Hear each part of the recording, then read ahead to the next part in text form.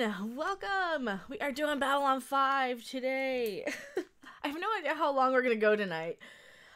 I know there's a good two-parter coming up right after this episode that we're watching, so I don't want to do a cliffhanger. I like doing the two-parters together. All this time it takes me to get set up, and I'm still like not 100% set up. I still didn't have my headphones in. So, how's everyone doing? Are we ready for Babylon5 time? Oh, I love this series so much. Absolutely love this series so much. Oh boy. Hello, Michael Squiff. I hope I say your name right. I always worry I'm saying people's names wrong. I need to grab coffee quick, but I'm almost ready. Awesome. Well, we can start it right at 4 o'clock for the episode. I just didn't want to set up, or I didn't want to like set a time and not be able to meet it. Because I was out Migo hunting today, and I have only been able to find the Samantha and the Gorn Migos. I'm kind of in the middle of nowhere, so there's only really 2 targets within like the location. So I've only found 2, even though I can't afford them. Hello, Gary McGregor, Hail Mecha, and the Mechanoids. Wait, are we Mechamaniacs or are we Mechanoids? I don't know. Which one is good? You said my name right. Awesome. Hello, Jez Oldfield. Hello, Ray Vakeman. Hello, DJD. I need sleep. No more news stories, Disney. I know. Well, I don't think we're gonna have any news today. I did manage to like pass out right after Doomcock's epic wake for Star Wars last night. So, bring on the B5. What episodes are you gonna watch? We are on episode 17 today. We've been just going in order from the beginning all the way up. We're in episode 17, season 1. We are on the episode called Legacies. It is written by the wonderfully brilliant and amazing DC Fontana. Here we are. I am running off my digital copy backup of my DVDs, so complete legal, and we have the subtitles on screen so you guys can sync along and watch on your own, because I can't broadcast them for you for copyright reasons, but this is like a great way to do it without really breaking any copyright laws. Mechanoid's first appearance in Doctor Who's The Chase in 1964. Oh, the Mechanoids? The Gail Simone story I broke. Send it to EVS. That is cool. I saw him live today a little bit. I was in the chat for a little bit today for EVS. Oh man, that Gail Simone stuff. I don't pretend to know a lot of what's going on with the comic industry, and isn't she the one who she's the one who took like 4 years to write two issues of a book, and they said, yeah, you know, we're just gonna pay you for like half of it and we're not gonna release your book. Is that who that is? Said the foreshadowing to Tug yesterday. Okay, so that's what episode we're on. We're on episode 17. I don't know what's going on with her. She makes us think about sexism in comics to get work. God, seriously? Oh, she's the one, one of her books had like the SJW or something t-shirt on the cover, I think. I think I kind of know who you guys are talking about. Me and the comics industry are a little, that's really not my expertise, my wheelhouse, but... Oh, I guess I could show you guys. I gotta pull them off my wall. I didn't get to show these off yesterday or the day before. I have to pull them off my wall here. So I got the Samantha Migo. And I got the Gorn because, fuck, it's a Gorn and it looks amazing. So I had to get the Gorn. I hate giving money, but, you know, I mean, seriously. Look at the head sculpt on him. He looks so good. He looks really good. He almost looks as good as my little Gorn plushie that I have. You guys can probably see behind me back there. Yeah, right there. My little Gorn plushie. So I had to get the Gorn. Oh man, and I hate that I had to get the Gorn. But yeah, so they had like 2 more of these at my Target. They're probably gone by now. But man, look at his feet even. Look at his little feet. They're so cool. I got a really low number of the Gorn. So I'm really happy and excited I found that. I haven't found the Frankenstein monster one. I need him because I have Dracula and I need the Frankenstein one, so I might have to order him off of eBay, and I can't afford it for like twice the price. So I did get the Samantha. She actually looks okay. She doesn't look too bad. I think she looks as good as Jeannie. I also still haven't found the Wizard of Oz ones yet. My Samantha's a really high number though. So I did get this. I really like that Target is doing the Migos. I think that her hat is vinyl, or it might be plastic. But she has the little cartoon kitty cat from the opening credits in there. which I think is awesome. She never had a cat on the series. It's just in the opening credits. But he looks adorable, so. It's not bad. She's in her flight suit from the opening credits. So. Nice, I want one. Yeah, I love toy collecting. I'm such a nerd when it comes to toys. I would rather collect toys than, like, eat food. Then I eat cheap food that's, like, horrible for me. Alright, Goran's going back on the wall. Worked on Black Canary. Coffee gained. Awesome. I was just showing off my Migos that I did actually end up finding. Because, DJ Ray sent a wonderful donation to have me go and buy Migos. So now I have to, like, go and hunt down the Frankenstein one, and then I think I'll be set. I can live without the Wizard of Oz ones. Especially if I have to pay eBay prices for the Frankenstein one. Like your chairs, as if it's from Star Trek. Oh, thank you. Well, the chair is actually an Amazon one. It's like a gaming chair. It has a little, it has a footstool on it, too. Kenneth LaRock, $5 super chat. Thank you so much. Look at it this way. The company pays Disney to produce toys. You're giving money to the toy company, not Disney. Yeah, well, and I don't remember who owns Bewitched. It's probably CBS. Damn it, it's probably CBS, now that I think about it. Same thing with the Star Trek one. Damn it. But yeah, I gave money to the toy company anyway, because, yeah. I know. And thank you so much for the $5 super chat. I really appreciate it. It really helps with all my running around town toy hunting, and then there's a lot of financial other stuff at home, and I just don't want to even worry. I'm the type of person, I'll be like, I'm broke, but there's a thing I want, and I will just eat ramen for a week. What about Scooby-Doo? Oh, I love Scooby-Doo. They don't have a Scooby-Doo Migo yet. The ones I have the Genie and Major Nelson back there. I have the Mirror Universe, Kirk and Spock. I didn't get Sulu or Chekhov. I probably should have. I can probably get them on Target's site. And I have Dracula, Jimi Hendrix. Oh, and Jimmy, represent Jimmy today.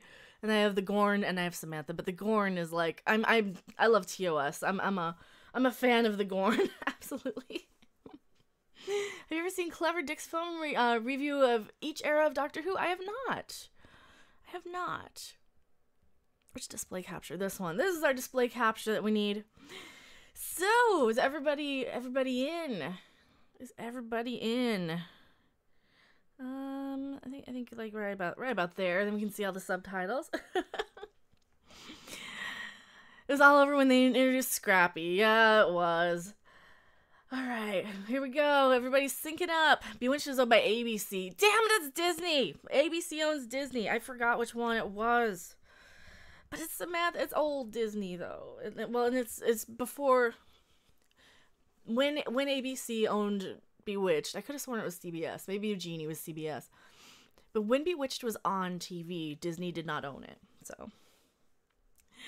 Thought about getting the Black Series General Veers, all for the Julian Glover likeness. That'd be cool. You're safe with the Samantha Migos, which was produced by ABC. Yes, but ABC is now owned by Disney. Damn it. I gotta stop toy collecting. They own everything. Oh, well, that's okay. Their movies are what really they get money for. Are we ready? Oh, yeah, we are on episode 17, season 1. For if you guys are just showing up, it's disc 5 if you're watching on DVD. We're on episode Legacies, written by the great DC Fontana, who is amazing. So this one, what is this one about? Are the Minbari pounding the drums of war? Their planet-to-planet memorial tour honoring a fallen combat hero raises suspicions aboard... Oh god, this text is horrible. Aboard the Freeport dedicated to peace. It also raises Delen's ire, leading her to take a stand against her homeland's warrior caste. Ooh, we got a good Minbari episode. Wooch. Yes, Catch 22. Hello, James Andrew Morrison. Welcome.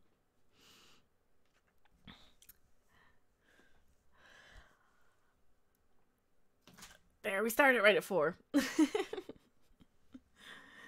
So we just have the sync points on screen for you guys. So hopefully you're okay with that.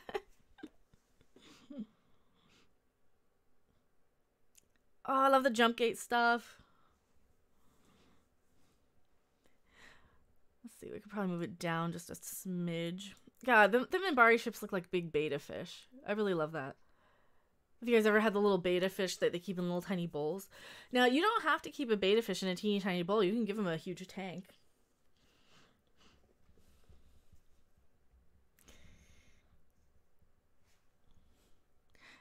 I start getting more Delenn now. She's been pretty background through most of the season so far. Yeah, and well, once we get into the Chrysalis episode, I mean, I think season 2 is when Delenn really picks up as kind of main character.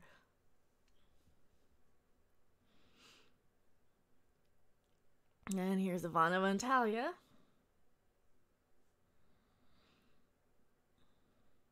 I like that they do kind of have a mutual respect for each other. But then how much of that is Talia's... How much of the respect for Ivanova is Talia's, you know, implanted personality stuff? I mean... And yeah, we will get really into spoilers on this. This is kind of a rewatch party for everybody. The Bruce Willis wannabe. Oh yeah, Garibaldi. He's a little bit, but I like Garibaldi a lot. I really do. Oh, that's right. We have the telepath subplot here with this young rogue telepath girl.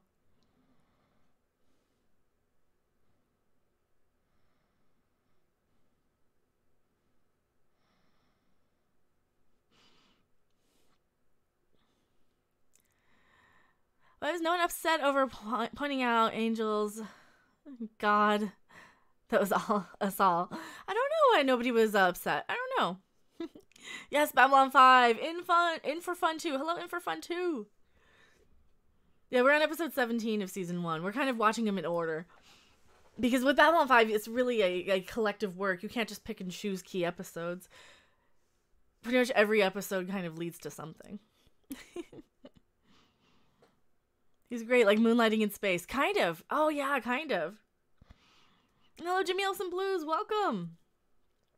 Also, the Minbari Cruiser design is nice. I know. One of these days, I will get all the micro machines. You know, one of these days, I think when my channel's about twice the size it is now. Maybe 15,000 subs, I can really start putting a lot more effort and money into the channel and production and all that.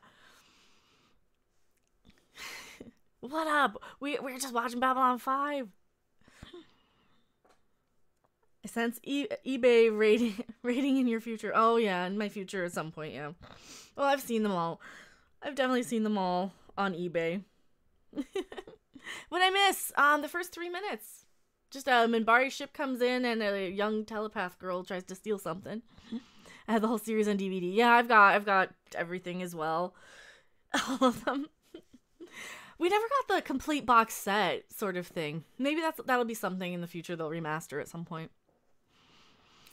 Yes, 3 of them. The first 3 were destroyed. Babylon 4 disappeared. Well, Babylon 4, there's a story. We do find out what happened to Babylon 4. Major Gary Wolf hasn't seen Babylon 5 in a while. It's so good. It is so good.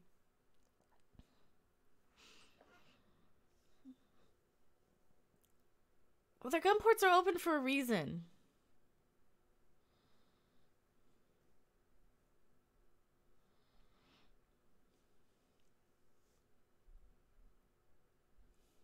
This guy. Why do they do that?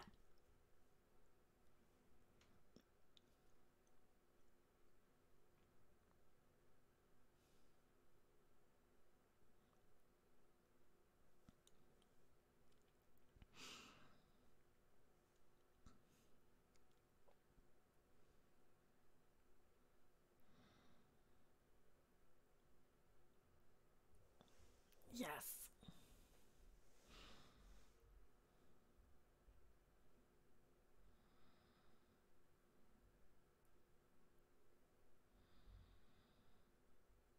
Barely satisfactory.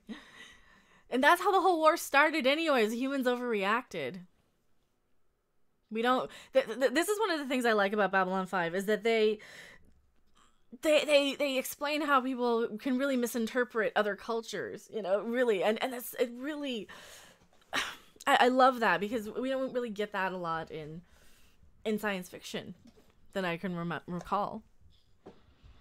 4 does replace 5 and they end up needing it after blowing up 5.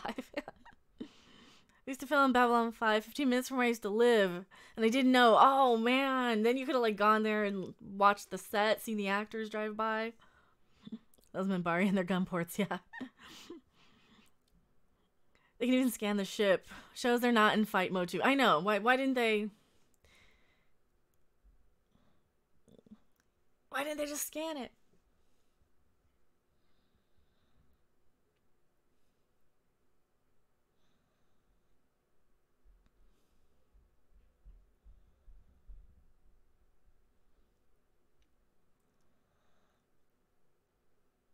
Hmm.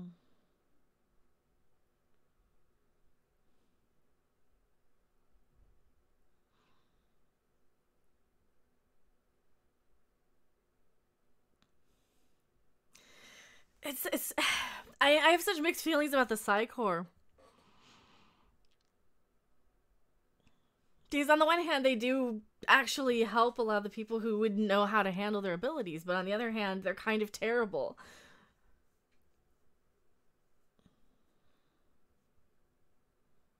I do love how Ivanova does kind of come in and try and protect these people, though, because she does have her latent ability.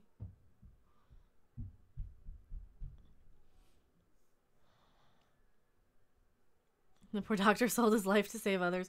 You know, I like Dr. Franklin. He's probably my favorite doctor in any sci-fi series I've seen.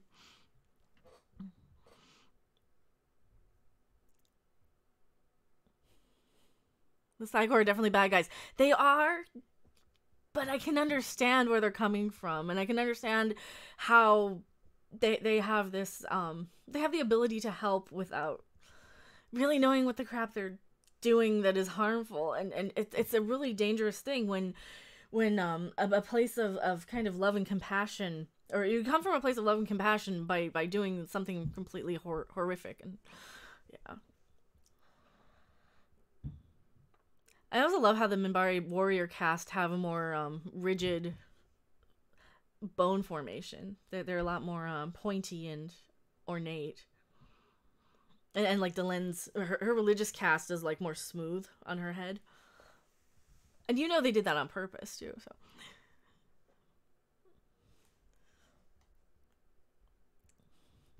I love the Doctor and Marcus traveling together. Oh god, Marcus.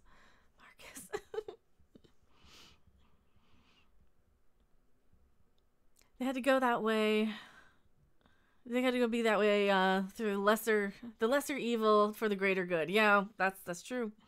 I saw the Psy-Corps as representing the representative faction that's just waiting for the right time to swoop in and take control of Earth. Yeah, that too. Well, they were so corrupt. I mean, when you have these abilities and you're organized, you tend to separate yourself from like the normies, the quote unquote normies.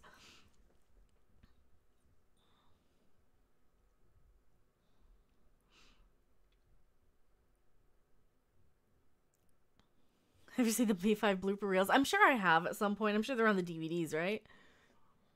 I'm pretty sure.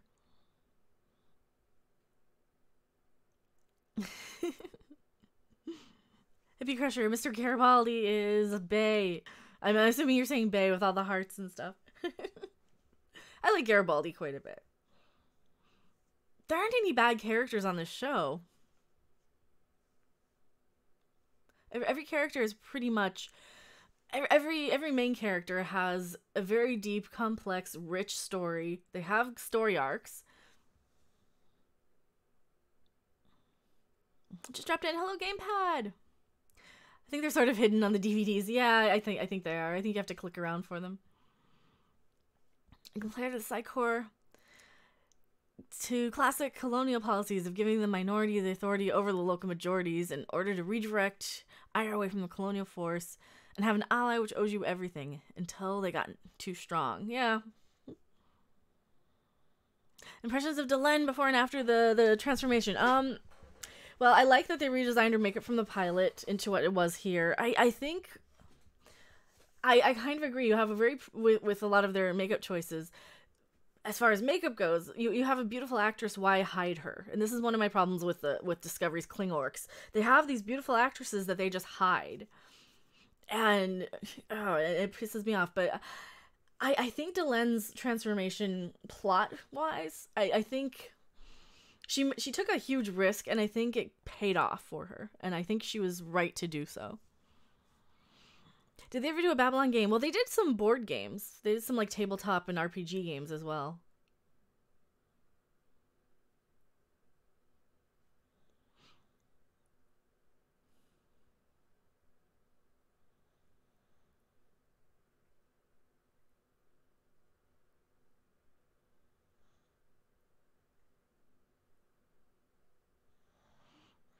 Klingorks are worse than Ewoks. I don't mind Ewoks. But I was a little kid in the 80s when the Ewoks came around.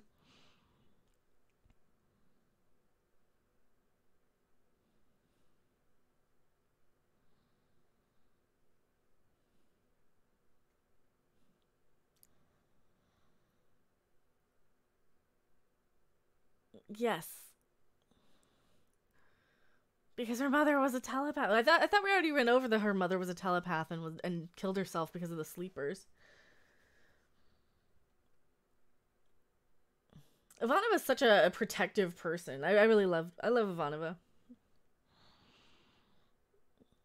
Zach Allen's probably the least developed character. He had his moments. He was the least developed, but he still even had a story arc. Because he still went from like Night Watch to doing the right thing. So I think Zach still had a decent character arc. Ewoks were kind of cute. And they did make those made for TV movies. Yeah. Psychor is also government enforced monopoly. Yeah. Shadow War is going on right under our noses. It kind of is.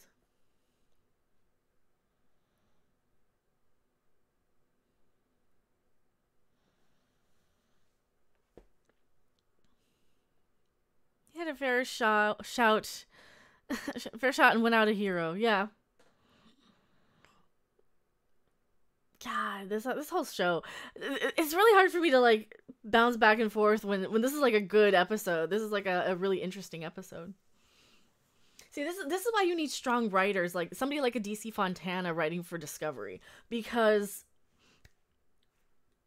you can just have this interest in like the A plot and the B plot, and like I almost think the Minbari stuff is the B plot on this.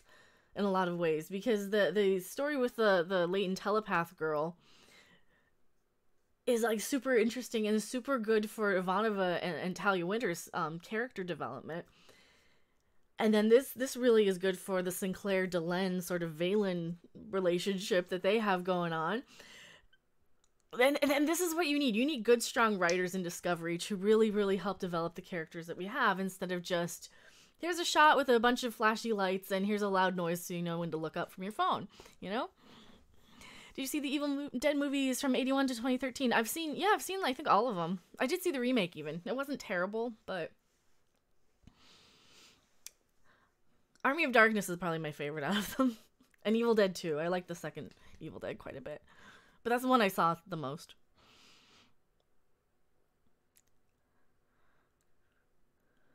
You know, they say you can die a hero or live long enough to become a villain. Yeah, that is true. I like how this coffin looks like, kind of like a crystal jewelry box almost.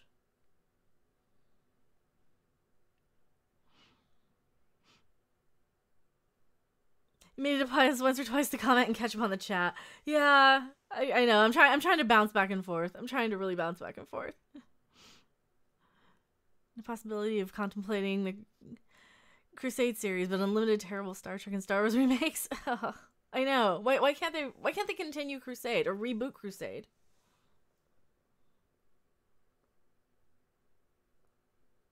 No, they would reboot something good like Babylon 5 and it would suck. Did you see the very first one, Out in the Woods, 30 minutes of Cannonball? I have Evil Dead 1 on DVD, but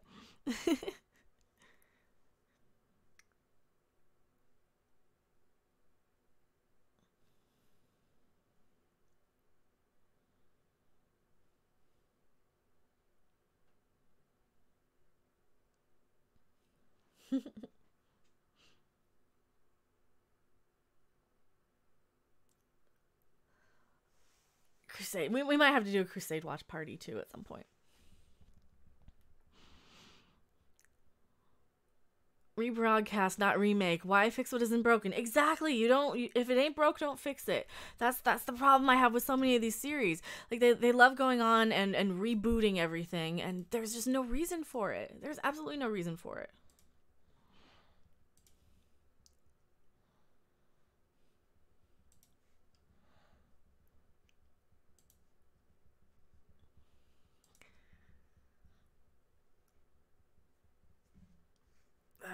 Miss Winters.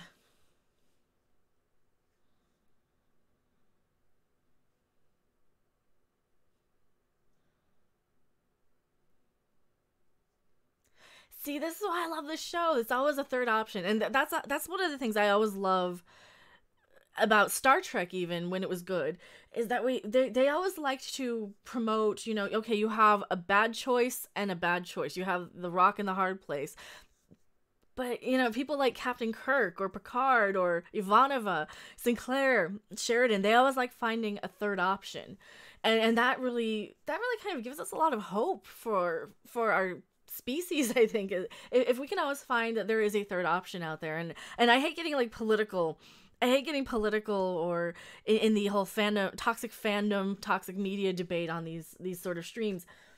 But I like to kind of find a third option. I always like to find a way out of this without choosing side A or side B, because usually side A and side B are both incorrect, and there's a third option that's the best. So, and that's what I really, really love about Babylon 5.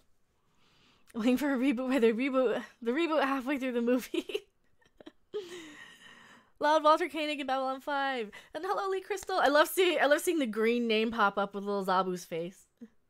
And if you guys don't know, I did make a video on how to get the sponsorship, the channel memberships, so you can have your name appear in green and you have my little kitty cat's face next to you. And those really stand out, and that just kind of makes me smile seeing his little face there. Because I almost lost him not too long ago. He's 2 years old, and he ate a piece of foam, and it got lodged in him, and he had to have surgery to get it removed, so... Poor little guy. He's better now. He's a good boy. Yes, that's why I loved Star Trek TNG. They didn't jump into a fight, and Picard found another way. Yeah, even Kirk found another way. Kobayashi Maru. I hate using something that people know more from the JJ stuff, but Kirk found other ways too. I mean, this is why he was amazing. Missed the Orville, and 1 year anniversary of the Orville launching a couple weeks ago. Oh man, I love the Orville. So random legacy Kirk option, cheat to win. Sometimes.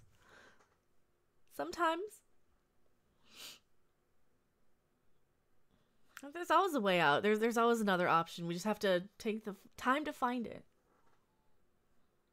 And this probably comes right from DC Fontana herself, because she wrote so many of the great Star Trek episodes.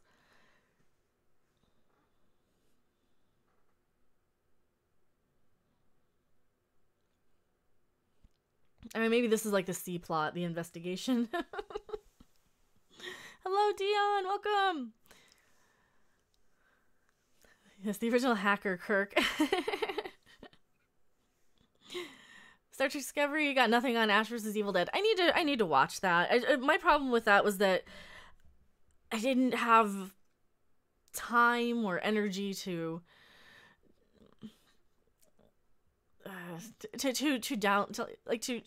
Stars was kind of a big thing. I don't know. I need to just go back and rewatch it. The Scotty crossover was so good. I love Scotty. Spock first mentioned Kirk's hacking in Wrath of Khan long before Fake Trek. Yeah, exactly. Wrath of Khan is like the best original series movie in my opinion. It's probably the best Star Trek movie.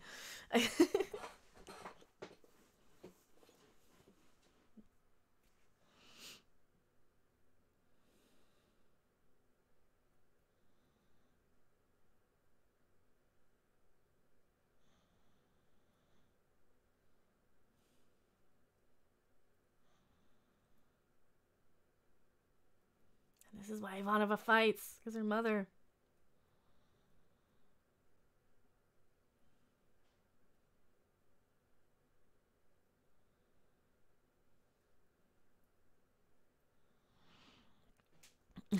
Hell, Disney Star Wars got nothing on the Evil Dead movies. That's true.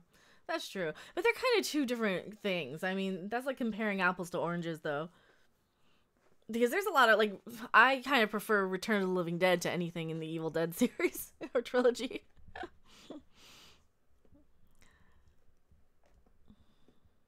I love series on what Scotty did. Sadly, Doohan is gone. Chris Doohan could actually play a young Scotty because he played Scotty on Star Trek Continues. So there's no reason that they couldn't have Chris Doohan come in and play him. It was awesome on the big screen back in the day. I could have seen Wrath of Khan in the theater for the anniversary. I really wish I would have. Just listen to some of Doomcock's Wake from last night. Oh, that was a good one. That was a good one. Doomcock is a preacher, man. Doomcock is like a Bill Hicks sort of person. He kind of can come in and he can say a bunch of offensive things and shock a person, but he really gets your attention, and he has that natural ability to do so, and I really love that. Sniff, is it green? Love it. Evil Dead 2 is freaking awesome. I liked Evil Dead 2. There's one reboot that was good, if not better, than the original Battlestar Galactica. Yeah, well, that's because Battlestar Galactica's original was kind of cheesy and campy, and it's wonderful for what it is, but they changed it to something completely else. Ah, the Pakmara. I love the Pakmara makeup. I love it so much. Yeah, hail Doomcock. It looks like my kitty cat Zabu was saying hail Doomcock. Original Battlestar was great as a kid. I did watch a lot of original Battlestar Galactica as a kid. They would rerun it. Evil Dead 2, Dawn of the Dead, best comedy horror ever. I don't know. I mean, Dead Alive was great. Return of the Living Dead was great.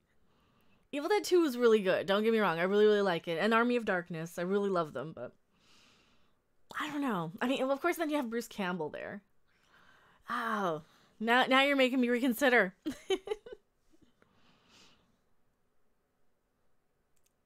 thought it was time to move on from Star Wars to another franchise like Evil Dead or Back to the Future or even Jurassic Park. At least those movies were consistent. Well, the Jurassic Park movies have really gone downhill, though. They're kind of crap now, too. I mean, they're just dumb popcorn movies now. I was never a huge Jurassic Park fan, though. I actually didn't see Jurassic Park until about 20 years after it was released.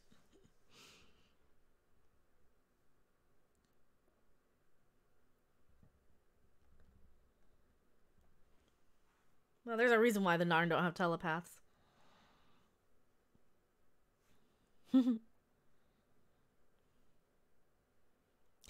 You're old enough to watch Return of the Living Dead. I watched it on cable in, like, when it came out on HBO in, like, 87. I was a little kid.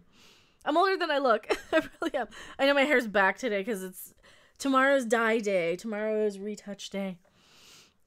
So all of everything's pretty much stripped out. I have kind of pink SJW hair now.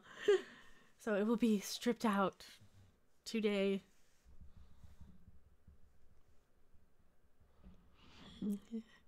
In 87, you were 19. In 87, I was 8. So, Evil Dead 2 had Bruce Campbell. That tops everything. Bruce Campbell is good. He was one of my first crushes as a kid, sure. I don't know. But Return of the Living Dead had Rocky Erickson music and The Cramps and 45 Grave. And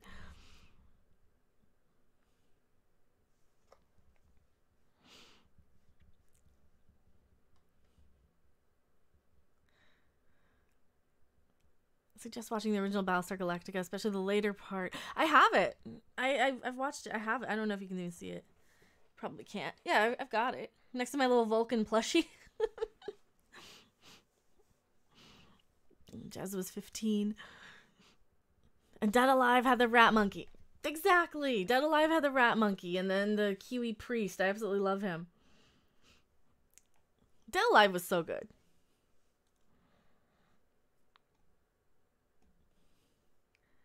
Mage Grey Wolf. I remember in high school, I insisted that evil was named Book of Evil for a week. The kid finally looked it up and said it was Evil Dead. I told him I knew and I was just screwing with him. Oh, Garibaldi. Quality went down after Gene Seymour left. On Battlestar Galactica, yeah, but I love the Cylons. So apparently they've got a Cylon Migo that's coming for the new wave. Like a Chrome Dome Cylon, like a toaster Cylon. I think that's what I saw. I was just kind of glancing through Twitter when I was half asleep last night. We're long overdue for the franchise to bubble up to the top. That would have just as much impact as Star Wars and Star Trek. It just haven't happened yet, and I hope it comes soon. Yeah, we need the next big thing. We need something to really throw our weight behind and to throw our fandom behind, throw our money at. I know The Expanse has a huge cult following, so that's one of them that people are loving.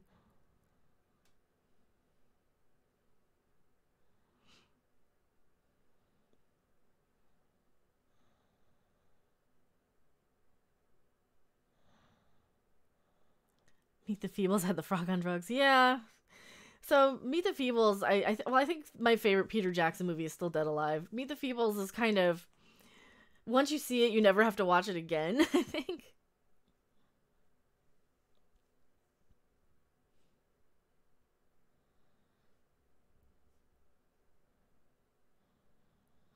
I think the Orville is it. Orville might be it. The Orville's really good. Absolutely.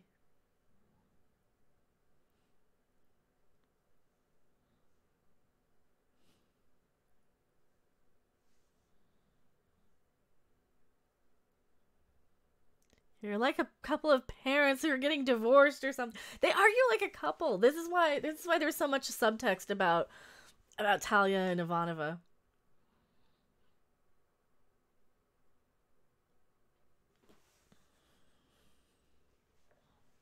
Say we throw our support behind the Orville. Yeah, the Orville's really good.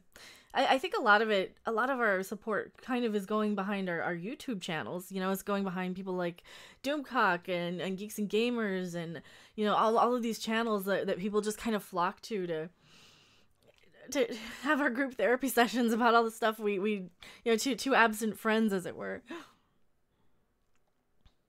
The reboot ended with all the humans being Cylons the whole time. Well, they weren't all Cylons.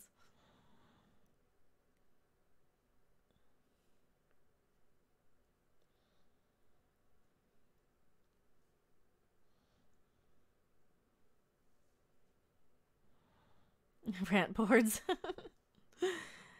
I'll take Star Wars theory Vader film over the garbage that is Disney Star Wars. Not that I hate The Force Awakens or Rogue One. Yeah, and I didn't hate The Force Awakens either. I just was bored with Rey, and so many things were really cringy in it, and there was a lot of like, they did this, they did that, you know. But Last Jedi really made Force Awakens worse in retrospect. Different kind of artificial human.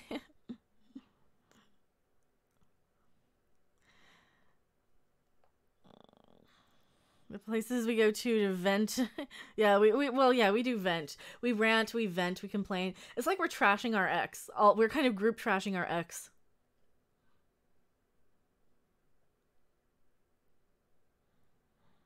Like as a silent child. I am a synthetic life form, probably. It's just true, I rarely sleep anymore. I guess I have more reasons to stay awake now.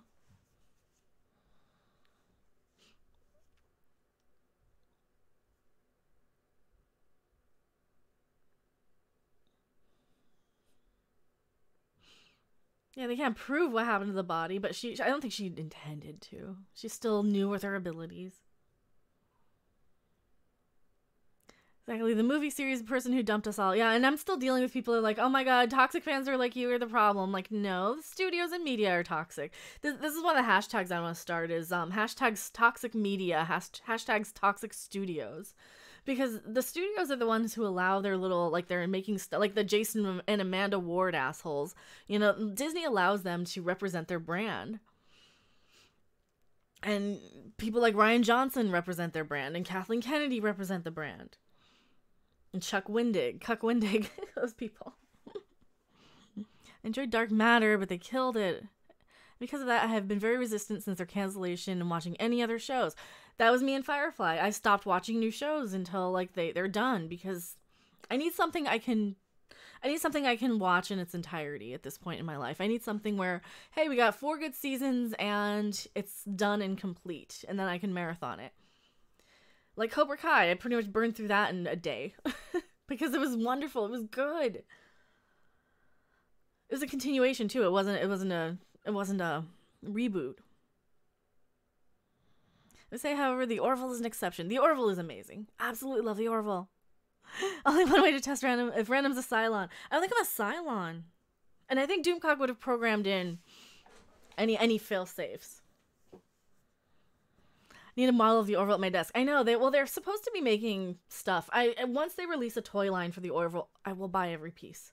I will absolutely buy every piece. I can't afford it, but I'll buy every piece. And I'll stick them on my shelf and display them.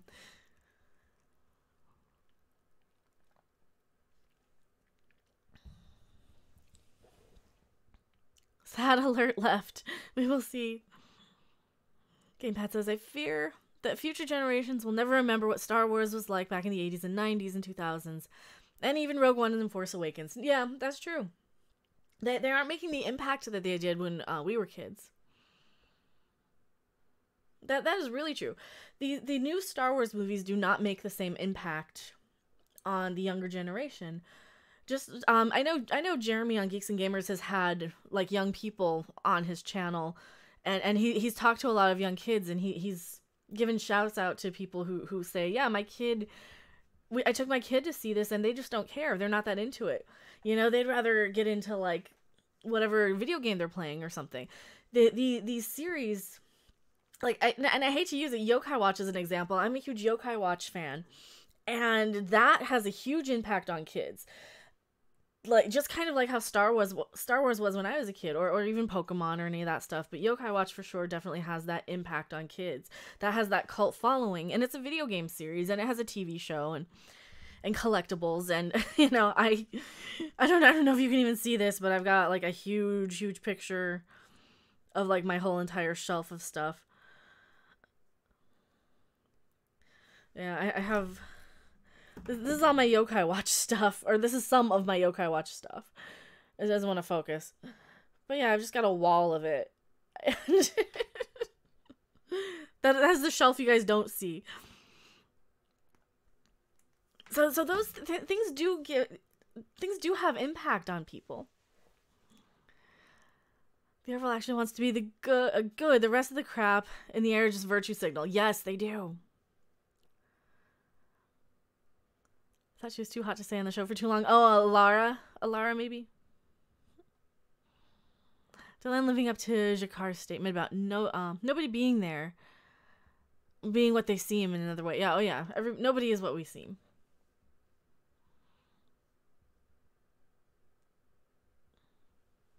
It's like Doctor Who when I was a child. I ran home for Doctor Who when it was Tom Baker, and now I go meh. Exactly. Well, and a lot of the new people, a lot of like the Hot Topic teenage and young 20-year-olds do really get into Doctor Who, and there's this certain fan base that are like just super excited that they gender swapped the Doctor. And I mean, once Doctor Who comes out, I'm probably gonna have to do some sort of video on the new series. I might have to do some sort of impressions. I don't know if I'm good at reviews, but I can definitely tell you what I think of a series or an impression of an episode. So I'm gonna probably be doing that, and with the Discovery mini episodes that I'll have to acquire in some way. Is Hot Topic still a thing? Yes. I had the hots for the second Romana back when I was a kid, Doug says. I have the unaltered cinema version of Star Wars, and I never watched the special editions. That is the way to go. That is the way to go. Well, there's the despecialized editions that are okay.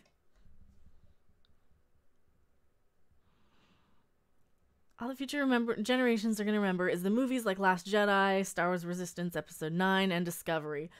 That's not true, though. The people who love Discovery are nowhere on the subreddit. They don't care. People are still talking about, hey, is there any canon explanation why all the humans in Star Trek are bipedal? Like, yes, there is. It's this episode here. You know, so people on the Star Trek subreddits don't even care about Discovery. And the only people who show up there to bash everybody else are the CBS employees.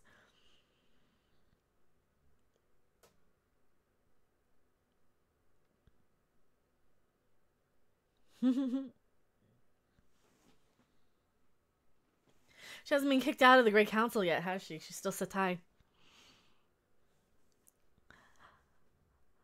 Grandma Tarkin, hi, I just got home to the sad news. Grandma Tarkin, I sent you a message on Twitter. I was worried about you. I hadn't heard from you in a while. And I know you were having health issues, so I'm glad to hear you're here and you're alive and well, and hopefully you're well.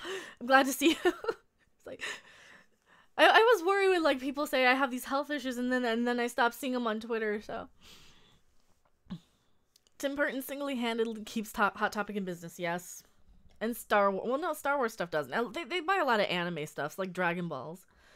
Yuri on Ice. I want to look out for the old Laserdiscs of the original Star Wars trilogy. I never had those. I had Army of Darkness on Laserdisc, but...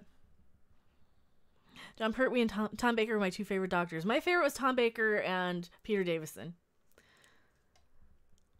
Thanks, I'm fine.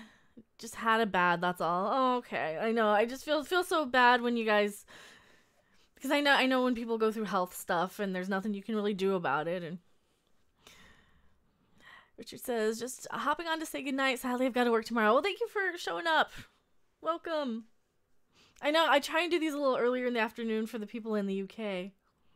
It's only 10 over there, so hopefully people can pop in. I liked Peter Davison, hated Pertwee. James says, John Pertwee was fine. I didn't mind him. Roger Delgado, best master, the original. You know, I like the original master a lot. I did not like Eric Roberts' master that much. He was weird. It was weird seeing an American as the master. What was the other? God, this guy would shit himself if he knew he was talking to Valen himself. I love going back and rewatching this, knowing what's happening or what's coming. Like how many of these people, like on this show, this guy would just shit himself if he knew he was talking to Nehruin. He would freak. Colin Baker is underrated. Colin Baker was good too. On health issues, I'm trying CBD oil and hemp oil for the first time for anxiety and depression and RA. Hopefully that's helpful. Nehruin also had a great story arc and character development. Yeah, Nehruin was very much like, I kind of compare Nehruin to Gul Dukat as somebody who kind of comes and goes, but is a great extended cast member, but is not a main cast member. Each version of the Master got crazier and crazier, yeah.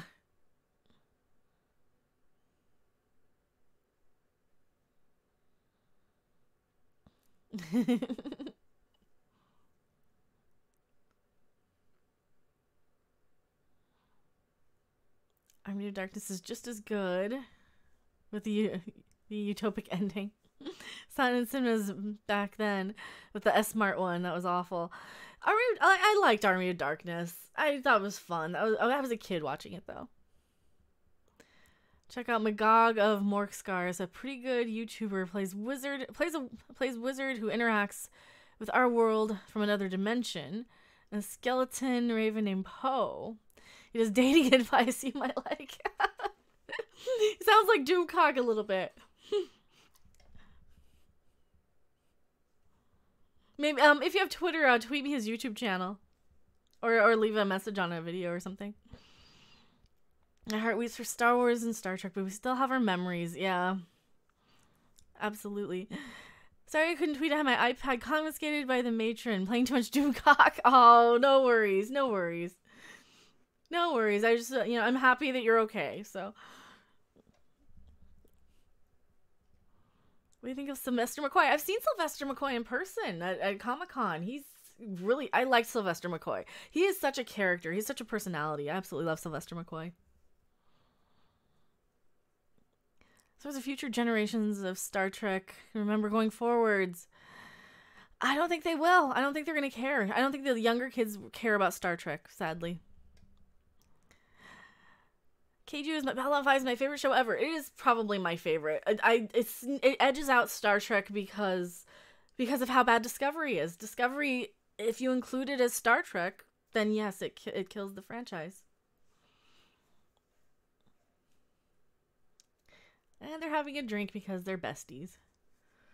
There's such a lesbian subtext there, which I love. I love that they didn't come out and say yes or no, they were sleeping with each other. I mean, that you have later on Ivanova says, yes, I loved Talia.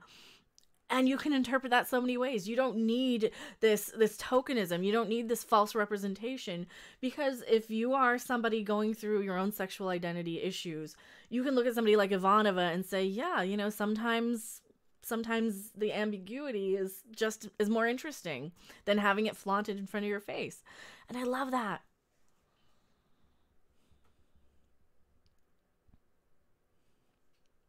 Hate when people say rewrites ruin their childhood. Nobody will steal my memories. That is true. Nobody will steal our memories. Greetings from Hangover Hell, because that was me the other night. That was me from the Dick Doomcock Power Hour party. No, not notified again. You didn't get notified. Oh, Keiju, just subscribe. Thank you for being a brand new subscriber. Talia Twist made me so sad. Made me sad. No spoilers. Well, we do kind of get into spoilers. We're kind of going through on a rewatch anyway, so hopefully nobody's like really upset when we do kind of go into. I like commenting on this like it is the rewatch, so we can kind of know, like, okay, Nehruun would be super fangirly or fanboying if he knew he was talking to Valen and stuff like that, but I'm never notified. I just have to refresh my subscription page over and over again. Oh, I'm sorry. I think a lot of that is they like to suppress live streams. They like to suppress channels sometimes if you piss off YouTube too much. I rediscovered Blake 7 here recently. My love for the old shows. I've never seen that. I've never seen Blake 7. That's the wrong thing. Display capture is what we want to do, not turn off my camera. The only sci-fi shows that are left are Back to the Future, BSG, and Babylon5. Hopefully those shows don't get remade and go woke. You got notified 30 minutes late. I'm so sorry. Well, I tried to put the timer up, and I even started my stream late. Great, hilariously, and campy. McCoy didn't have the chutzpah for the part for me. Maybe better scripts would have helped. Well, yeah, by the time Sylvester McCoy was on Doctor Who, I think Douglas Adams had been gone. So I think a lot of Doctor Who has to do with the writing. You can have the great actor. Look at Peter Capaldi. Great actor, great doctor, shitty writing. So yeah, that I think a lot of that is is the problem there. You know, even the best actors, the best doctors can fall victim to the bad scripts and the bad showrunners.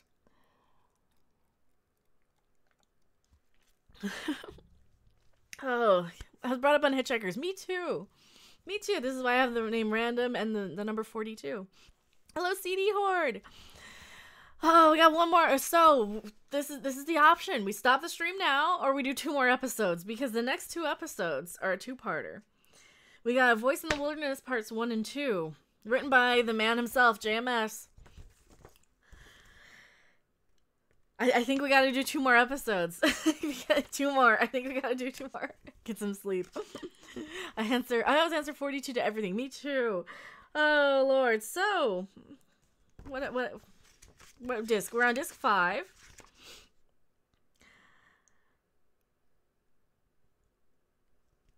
Is this the one where they go down to the planet's surface? This is the one where they go down to the planet that are orbiting. Okay. I survived the wake. How's your head?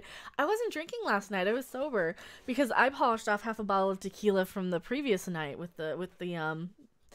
were partying with Doomcock on his Patreon page. So you have to. I love the Hitchhiker's Guide, but the movie really missed the mark. Radio, then TV series for me. Yeah, I love the books on tape as well, or the books on CD. It is episode 18. All right, let me drag it over. Let me get set up and make sure it is in the right thing. Okay, display capture. That's the one. Let me make sure it's the right size for you guys. So we can see a little bit of it, just so we can see the subtitles. Episode 18, you're still in season 1. We are in The Voice in the Wilderness, part 1. We gotta do both of them. We gotta do parts 1 and 2 today, I think, because oh god, this show's so good. I can't stop watching Babylon5. That's the thing. But let me know. So if anybody's out there, let me know what's going on. I know Jeff from World Class Bullshitters has reached out to myself and Doomcock about possibly going on for like a round table about the whole Kathleen Kennedy being fired thing, and he wanted to get like a lot of people on together. So you're finally catching up to where I am with my Babylon 5 binge. I know, I love it. Did they have a Michael and Sarah episode yet? Michael and Sarah. No, I haven't seen him yet. He was the Blue Djinn on I Dream of Jeannie, and he was Commander. He was one of the Klingons on TOS. He was married to Barbara Eden in real life too. Yes, I know I look young, but I know who Michael and Sarah is. I'm probably saying his name wrong. But yeah. Yeah, she's just been giving a 3-year contract. Damn you, Disney. I know. If that happens, I'll drop in for that stream. I know. And if anybody out there does know what's going on with that, let me know. I did email Jeff, but I'm sure he gets like a million emails from everybody. And I don't know what's going on with Doomcock. I have no idea what his schedule is, but I know he was also invited to that. So hopefully we'll have some sort of Kathleen Kennedy bitch fest roundtable about her. Apparently, women don't hate The Last Jedi, according to some asshole on Twitter, so. Roundtable sounds like a great idea. I think it does too, and I'm totally up for it, and I told him I would definitely schedule around to see what I can do. I got drunk, I don't remember. Last night on the wake, I was not drunk on the wake. I was super drunk on the power hour the night before, though. So yesterday I was like so hungover in the morning, and then by the time the wake came around, I'm like, I can't drink anymore tonight. I'll have to bow out. Got things to do. Thank you for having me. Well, thank you for being here, Dion. B Morbus Tech says, I have all 5 seasons on iTunes. Great show, full of story. All is one part of the bigger story. Absolutely. Yeah, Babylon5 is like my favorite. That they didn't mention the old SJW. The only SJW women approve. I know. It's crazy. All right, are we ready? I'm going to start it. Oh, I love this show. And like, if anybody's just popping in who's brand new, we have the sync points. We have the subtitles on to sync up. Apparently their lawyer's advisor is cheaper to keep her than the media backlash would cost. Yeah, that's kind of like, going through a divorce, cheaper to keep her. Perhaps we should crowdfund a professional to help with the Kathleen Kennedy situation.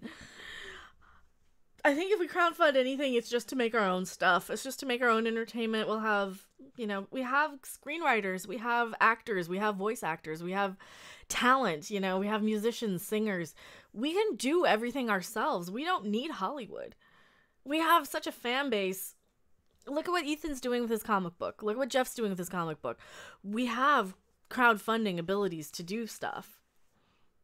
Just saying. $5 for Disney, I'd rather use it as loo roll. Well, for $5 a month, you can get your name in green with a little picture of my kitty cat there. And once I have 3 sponsors or members, I can start unlocking custom emojis. What emojis would you guys like? And also, there's a way to unlock custom emojis on my channel. You just have to go to YouTube Gaming to do it and hit the join button. And I have a video tutorial on how to do that. Sent you my Orville STD name on Twitter. I'm Jay Coder over there. Okay, thank you. Yeah, I have all right, I see you right here.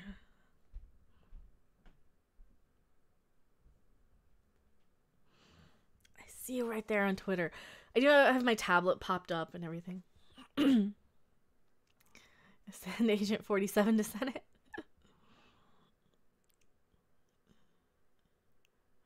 Would you have to have a Bonnie red-haired lass? Or you would have to have the Bonnie red-haired lass. We could. In the grand scheme of things, we don't matter. Well, you know what? Then they don't matter. They don't matter enough for us to give them our money. We can give our money to anything else. There's a lot of other things to give our money to, and I'm happy to be a part of it. I would much rather throw super chats to YouTubers myself than give money to like Kathleen Kennedy and Star Wars when they don't want us. And it's kind of clear that they don't want us.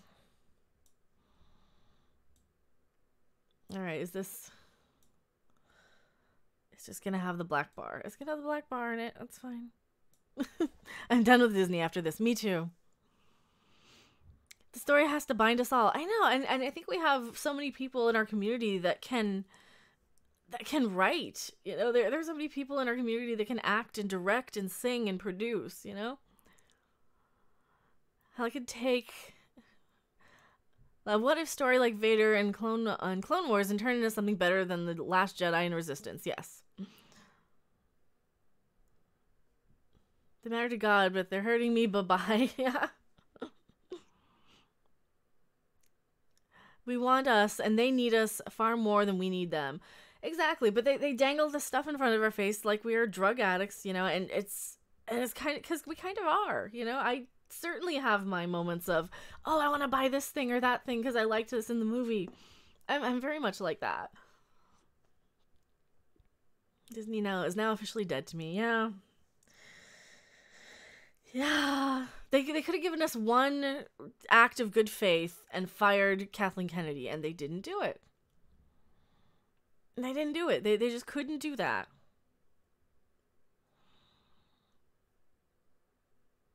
Exactly. Then when they say no, they blame us. I know. I'm so tired of the toxic media calling us names like that. I mean, that the toxic studios and toxic media allow us to be ridiculed by these kind of brain dead fans that just recite back everything they hear from Disney and from the media and from Rian Johnson and all these kind of garbage sites like Jason and Amanda Ward, starmakingwars.net, those assholes.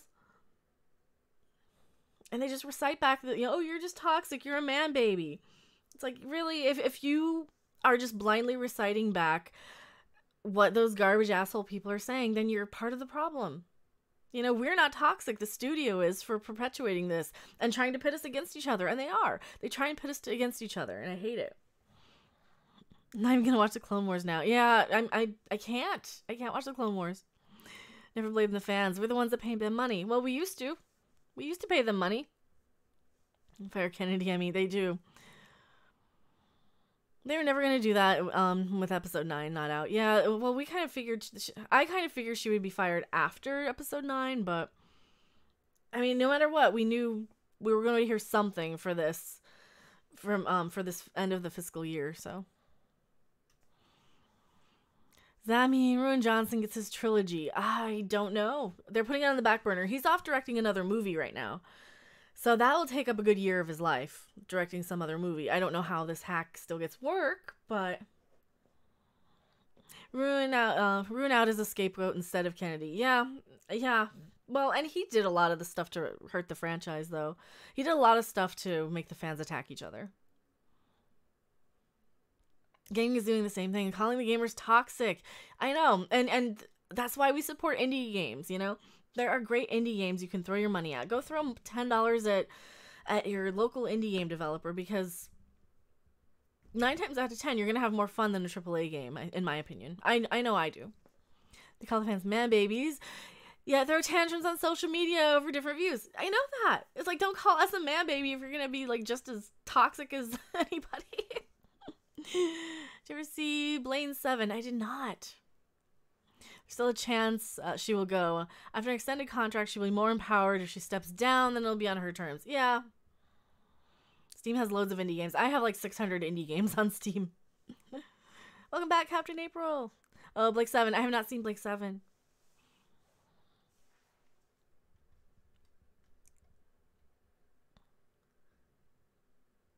Oh, Londo.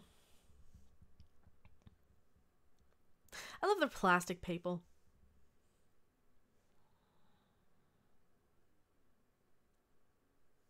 Oh, don't be mad at Jakar.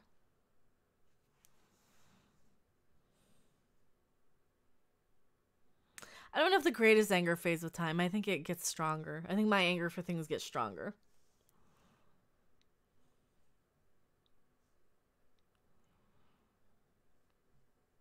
Harrison Ford will do the role unless they promise to kill Solo off. Yeah. Never diminish something good to make something else greater. Always build, never destroy. Yeah. Damn Steam sales. I know. I'm going to be spending too much money on the Steam sale this year. There's a lot of stuff I need in my library.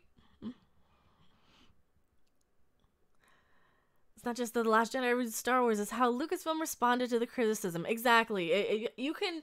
And that's what I said in my Toxic Studio video. We have the right to criticize. We have the right to complain if we don't like the way a character's treated, or if we don't like how the movie is made. You know, we have every right to criticize you because we're paying you for the privilege. You know, and short of going down to your house and like assaulting you or stalking you, and that's the thing. Like, most of us just kind of are bitching to the wind. You know, we're complaining to the waiter that our food is cold. You know. And that's all it is. And yeah, there's a few of us who are kind of assholes about it here and there, but I've never once been to like a restaurant where I complained about the food being cold or something and had them throw it in my face and call me a man baby and tell me to leave, you know?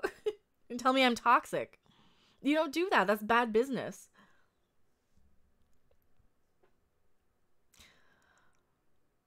Like 7's a weirdly appropriate show for today. Small group fighting a PC empire. Ooh, then I might need to watch it. They showed for contempt for the fans that kept Star Wars alive for 40 years. I know. It's like being with somebody for 40 years of your life, and then all of a sudden they change their religion and they start flipping out on you, or change their political affiliation out of the blue. They flip out on you and they leave. It's crazy. It's like wait, what? What's going on? And then they're calling you crazy and toxic for you calling them out on it and telling me, hey, calm down, we just want this fixed. We just want you to go back to kind of the way you were. And then they slap you in the face on their way out the door, and then they have the nerve to trash you on social media to all your friends and play your friends against each other. It's crazy. I've never seen anything like this. From anger grows respect, and in some case, which is why Londo and Jakar have such great dynamic. Under the tension, there's still respect for their nemesis. Exactly. That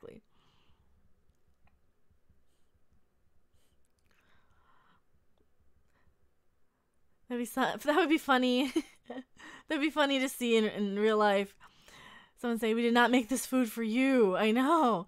It's like going to McDonald's and you pay them money and they're like, "Oh, we didn't make this for you. We made this for the person half your age." We made this for this little kid behind you. Like, what? But I paid for it.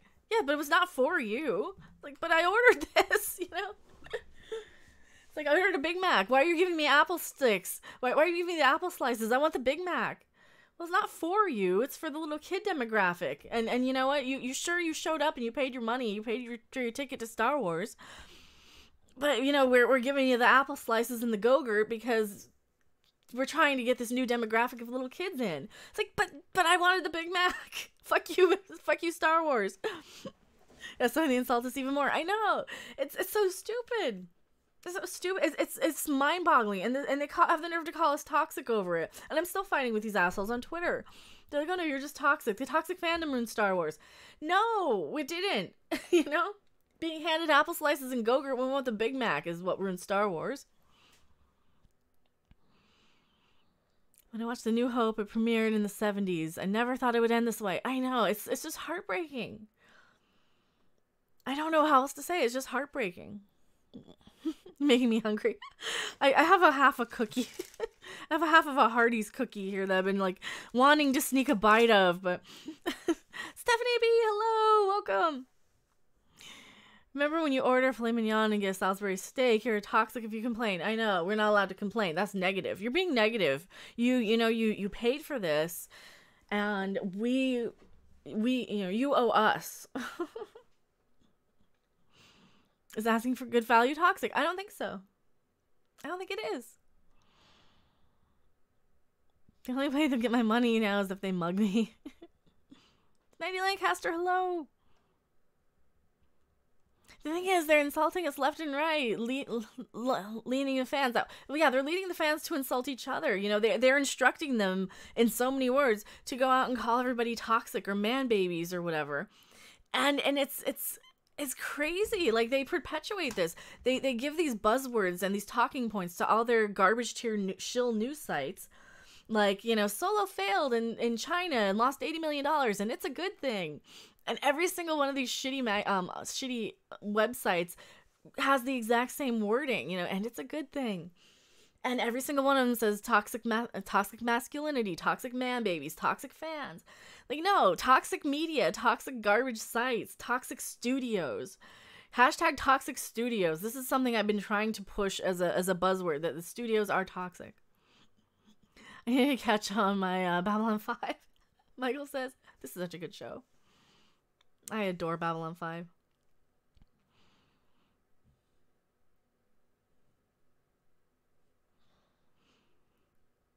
I love both Star Trek and Star Wars. Star Wars is the first movie I ever went to the theater twice for when I was 9. Yeah, and they forget that. They forget that about it. Like in 30 years, these kids who absolutely love the Marvel movies, I wonder what their thing is going to be like when Marvel. I mean, I think it's going to happen sooner than later. I think it's going to be a disaster once Captain Marvel comes around and people are like, we don't like this. They're like, well, fuck you. You're a toxic fan if you don't like Captain Marvel. Like, no, we don't want a girl who can't even fucking wash her hair in front of our screen. Some woman that looks like she rolled out of the trailer park and you wouldn't trust in your house to not raid your medicine cabinet for pills. Fucking Brie Larson. Last night was sad and sobering. Dang, it hurt. I know. Doomcock is such a. He's a preacher. He has the passion of the fandom, and the vocabulary to address it. I think.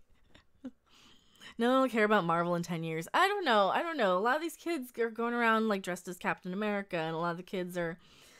I see a lot of kids really liking Marvel, but. Captain April, I literally lost count of how many times I saw the first Star Wars movie in the theater. I know. Michael Squiff says, I never got to see much of Star Trek. Star Trek is really good, too. Let's hope the Babylon5 doesn't go woke. It doesn't need to. It's already diverse.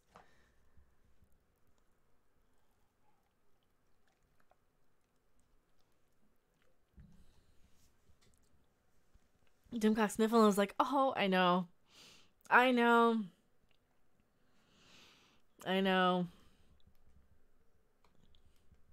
He gets me every time too. He gets me every time. You can hear it in his voice. You can hear it coming on. You can hear him getting choked up and like, dude.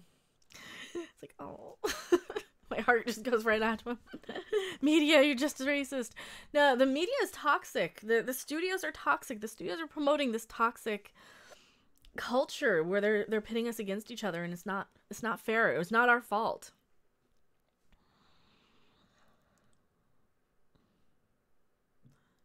Black transgender overweight person is Captain America. Well, I mean, I think Captain Marvel shouldn't be a woman. She's always been a woman in the comics. Why can't they make Captain Marvel a transgendered dwarf Inuit albino with a speech impediment? You know, you have to have some sort of representation for those people. New Captain America, Leslie Jones. Oh fuck. And then she can throw Iron Man out a window and say, you didn't have what it takes to be a superhero, just like she did Bill Murray. Fucking Ghostbusters 2016. You just had to get me started on Ghostbusters. Ghostbusters 2016 is like where I started, where that was one of my first wake-up calls. Star Trek Discovery is what really flipped the switch on in my brain. So yeah. Star Trek Discovery, man. And Ghostbusters. People think there is a no box. It's all in her mind. I know. She wasn't always a woman. Transgender dwarf. I think that was on Jerry Springer. Marvel was a bloke originally. Carol Danvers is the gender swap. Well, they need to gender swap again because she's been a woman too long. They just need some woman who doesn't look like she's going to college, or some woman who looks like she's living in a trailer somewhere and needs rides everywhere because she has a car that never works, that she never has a license for. And she's the type of girl who always bumps smokes off of you. And she's the type of girl who just pulls her hair back in a ponytail and doesn't wash it for weeks on end. And like I said, she's the type of person who will pull into your house wanting to bump something off of you, and you know you'll never see it again if she tries to borrow something, because she knows she's selling it for drugs or smokes or whatever. She's the type of girl, I mean, look at her hair. It's just so bad. I can't. And I'm the one that, like, I have super unkempt hair today. Fans were complaining for years before STD. They didn't listen. I know. There's some good Ghostbuster stuff at Spirit Halloween. I need to go back to Spirit Halloween. I don't mind female, but they want to force feed people. I know. Well, they could have done it in a way that people wouldn't have been pissed off. They could have done it with the old Ghostbusters training the new ones. They could have been a little more respectful. Ghostbusters had this weird mixed sort of thing where they were half a reboot, half a sequel. Like, which is it? You know, we've got original people playing different characters, but it's in the same universe, but it's not. And every time they're like, we're our own thing, but here's a reference to the original. And it's so much like Star Trek Discovery. It doesn't know what the fuck it's doing, and it's crazy. What about Hardy? He's a minority of one. Where's the represent? Okay, we gotta have Harvey represented. All right, we need Harvey represented in this stream. There's not enough Harvey Cthulhu monsters in this stream. When are you streaming on Twitch again? I don't know. Next time I have time. You can't see him. He's behind the screen. There, he'll sneak up. There, he'll watch you from underneath. Pan-dimensional, I know. Almost all of the Ghostbuster stuff from the original is from the original films. Only item of the feminazi version is the jumpsuit. Well, yeah, that's true. That's true. Nobody wants the new shit. I hope Cthulhu shows up in Game of Thrones. Push the button. This is not Harvey. This is him cosplaying as Harvey. God, this fez. I need to dust off the fez. So this is the cosplay Harvey. This is Charlie. Cosplay Harvey.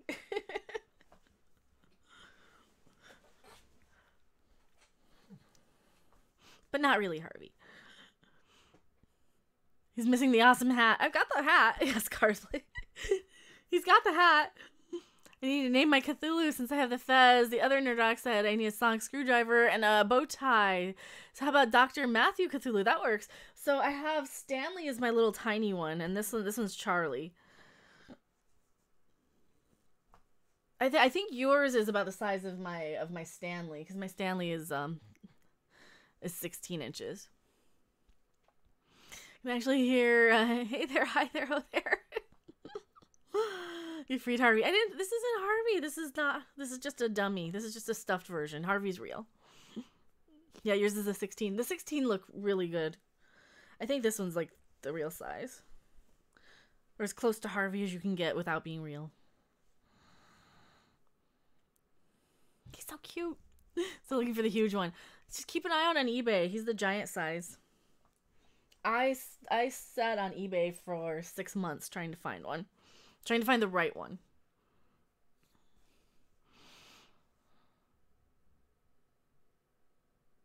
There used to be 5 comic stores within 2 miles of me. Now just one. Does it no longer smell of someone else's house? It kind of still smells like the other house that I got it from, because this was a used one.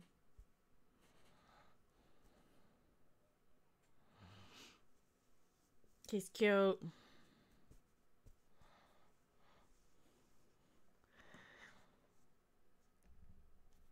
There's a lot going on in this one. There's a lot going on in this episode.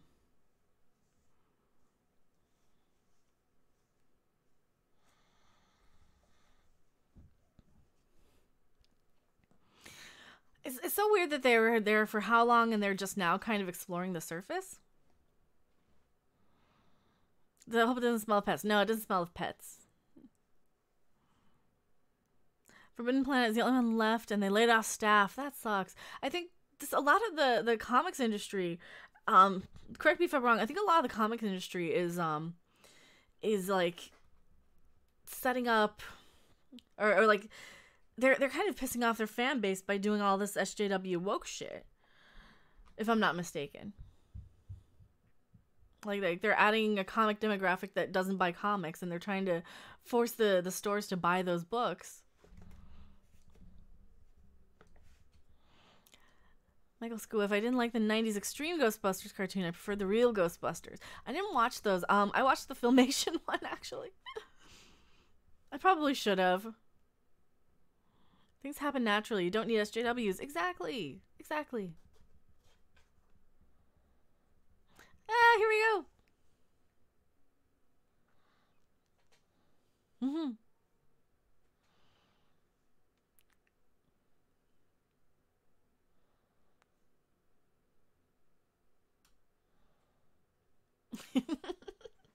Yay! Ivanova is always right.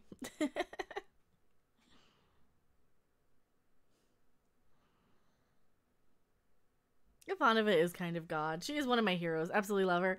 Sorry, I had to be quiet during the Ivanova is God scene. CD Horde, yeah, Mile High Comics is Denver's largest between the coasts and sold to a pot grow outfit a couple of years ago for big bucks. Really? Is Mile High Comics no longer there? I know in Fort Collins, last time I was up there, Haley's Comics is still around. If you go up there. But I don't know about Marshack's. When I was a kid, it was Haley's Comics, and then Marshack's took over. But then the flood wiped out Marshack's.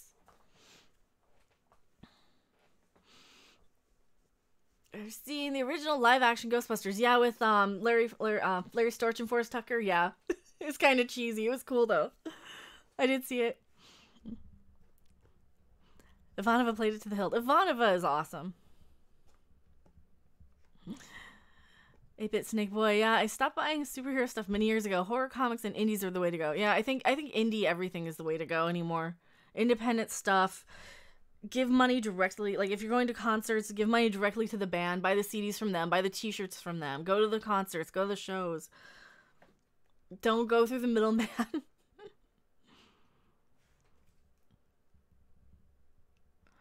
That in Coast to Coast Comics, they need to buy 3 or 4 to follow one storyline. Yeah. He says goulash.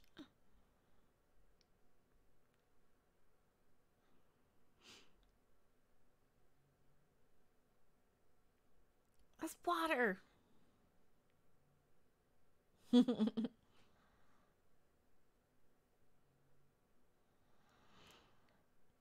Going to Comic-Con New York? No, I don't go. I'm too far away from any Comic-Cons. And it's so expensive and so much time. It would be nice, but no, I just can't afford to do Comic-Cons. There's a Garloo figure that they have for Comic-Con that I really, really want. So it's a little itty bitty, but it's from the Great Garloo if you know anything about the 60s toys. Yeah, I really, really want it. I can't get it. And I saw it on eBay. I saw somebody had a pre-order for it for New York Comic Con. And I didn't get it because I just don't have the cash for it. Damn it. I really want it, though. There's a lot of cool stuff for Comic Con this year, for New York Comic Con. Have a shop just a street from where I live. It's a ghost town most of the time. It reminds me of Stuart on The Big Bang Theory. Comics were about collecting comics you like. Yeah. My comic shop keep going bust on me. In the end, well, I frankly just gave up. And you could just like go online and order stuff, but I think a lot of it, I get comics seem to me to be like the thing like I did with CDs. You would go to a used CD shop and you might not know what you were looking for, but you would find something amazing that you would either forgotten you've been looking for that's been out of print forever, or you would find something on an impulse. And ordering online isn't like that. You don't have the, oh my god, I didn't even know this existed and I have to have it sort of thing when you order stuff online. When you order stuff online, it's a specific thing. And I think you lose a lot of the browsing and impulse buys that you know, like you want to go in, you want to look and you want to see what they have. And 9 times out of 10, you're going to walk away with something you didn't even intend to buy. And I miss that. I really miss that. This is another great scene. Alright, you sit right here, mister. So I'm the same. I love to scavenge and use good shops. Exactly. You want to hunt and pick for things, you know? You want to find. You want to, like Goodwill or something. I want to look through a stack of records to find the record that's going to be like the rare thing that is out of print, or laser discs even, you know? Or even like with me, I'm still keeping an eye out for the CD-ROM game for the Smart Patrol.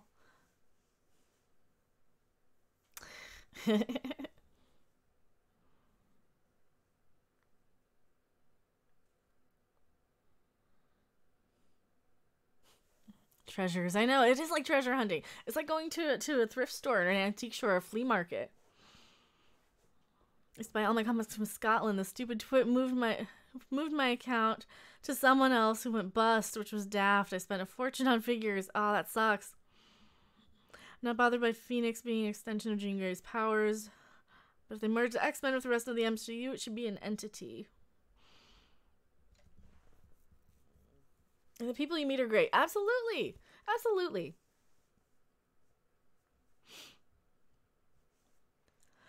Someone having a garage sale and they sold 10-cent comics for 10 cents. By laser discs, you mean the big silvery things from the 70s. No, I mean the big silvery things from the 80s. The big silver record-looking things.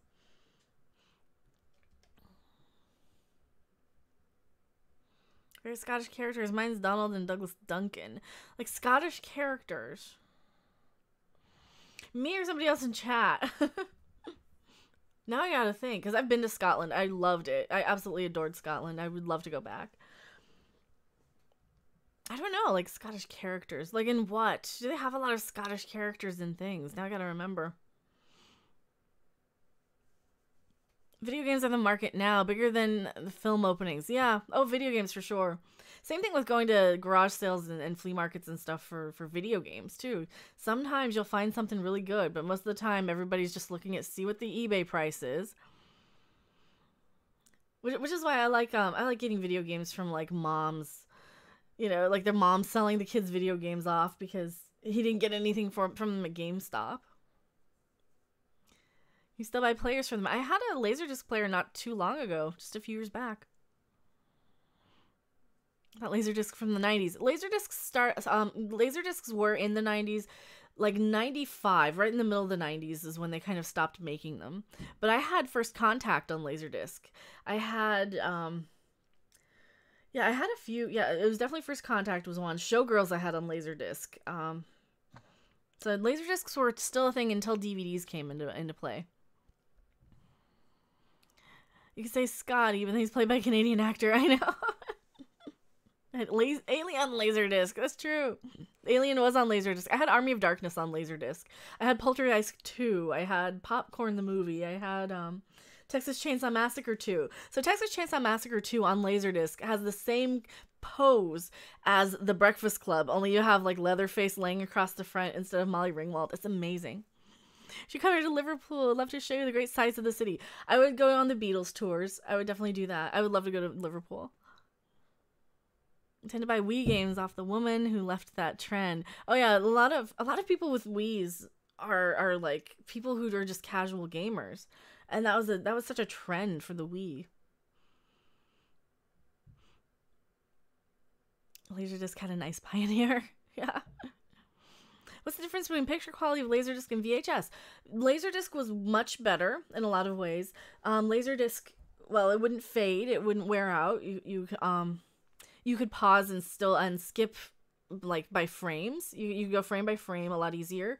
You could seek instead of, you could say, okay, jump to this specific part. It was the beginning of digital media, and they're actually really good. And you had different audio tracks that you could select.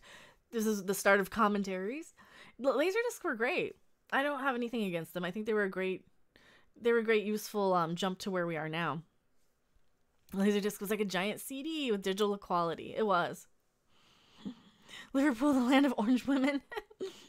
What do you mean orange women? That's like Snooki. Snooki's an orange woman.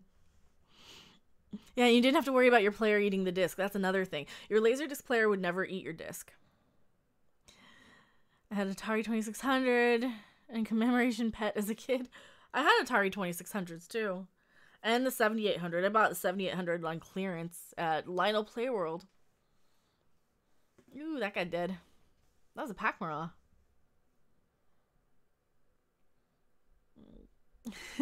Laserdisc gag back in Back to the Future 2, which just confuse younger viewers now. I know. Well, they're probably going to remake Back to the Future again. They use the Laserdisc techs to make vinyl players.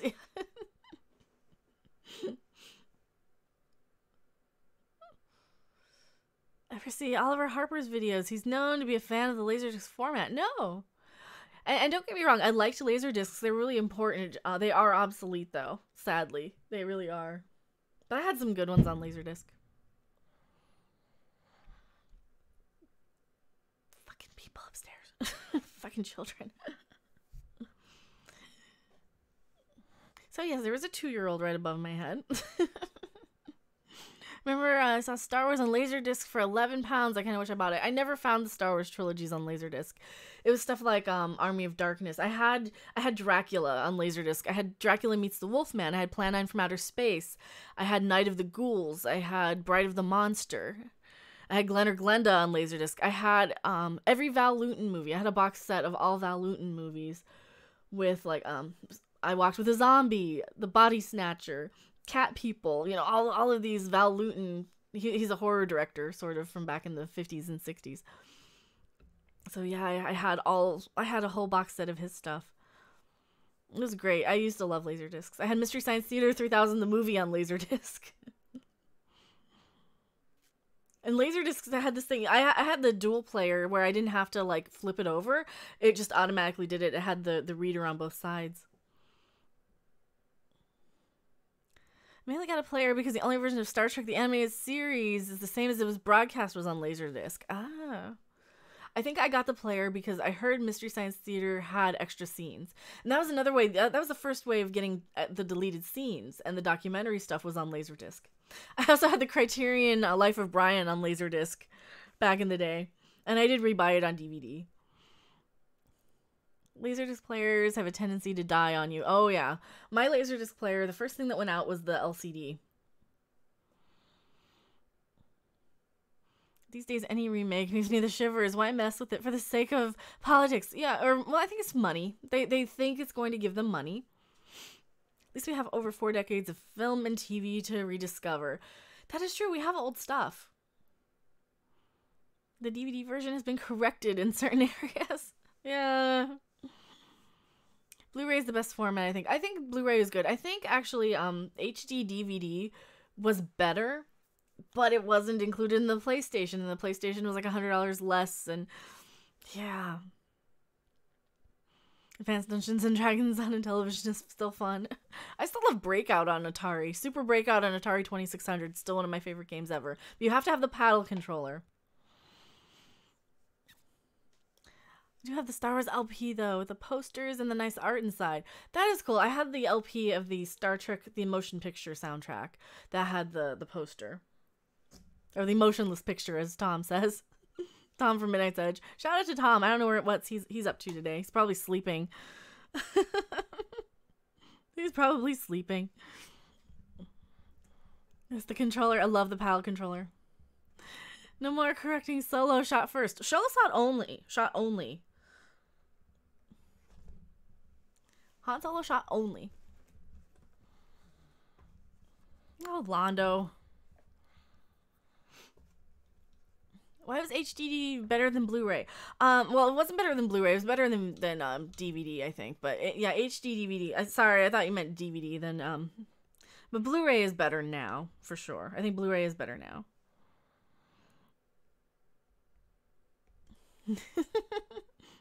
But it was better because it had more options. It had more. I think it held more, if I'm not mistaken. It's been so long since I've even thought about it. Some hot chala. Yeah, it's not better than Blu-ray, but it's better than 480. That's what I meant. That's what I meant. My ships are back. I have to send them out. On my stupid game.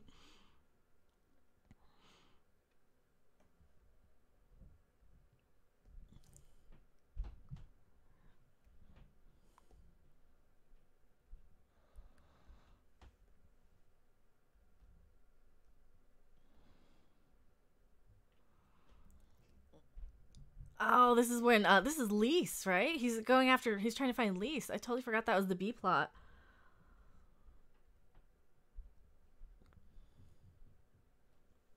Because of the stuff on Mars that's going on, isn't... I forgot about Lise.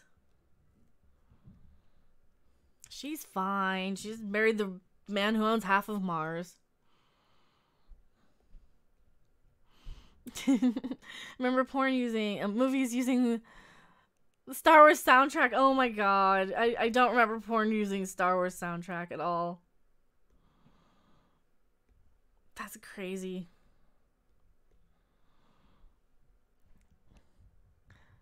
Tell Electronics presents the B-17 bomber. Love the Orville. Galaxy Quest is better. I love the Orville and Galaxy Quest. They're both good. Magicians use the disco Star Wars music a lot. They do. Hello, Terry Bogard. Welcome. There's a Laserdisc format revival. The RCA CED video disc. I remember video discs. I thought that was before Laserdiscs. I didn't think it was, I always thought it was before. I had some of those. I found them at, like, thrift stores. I never had a player for them.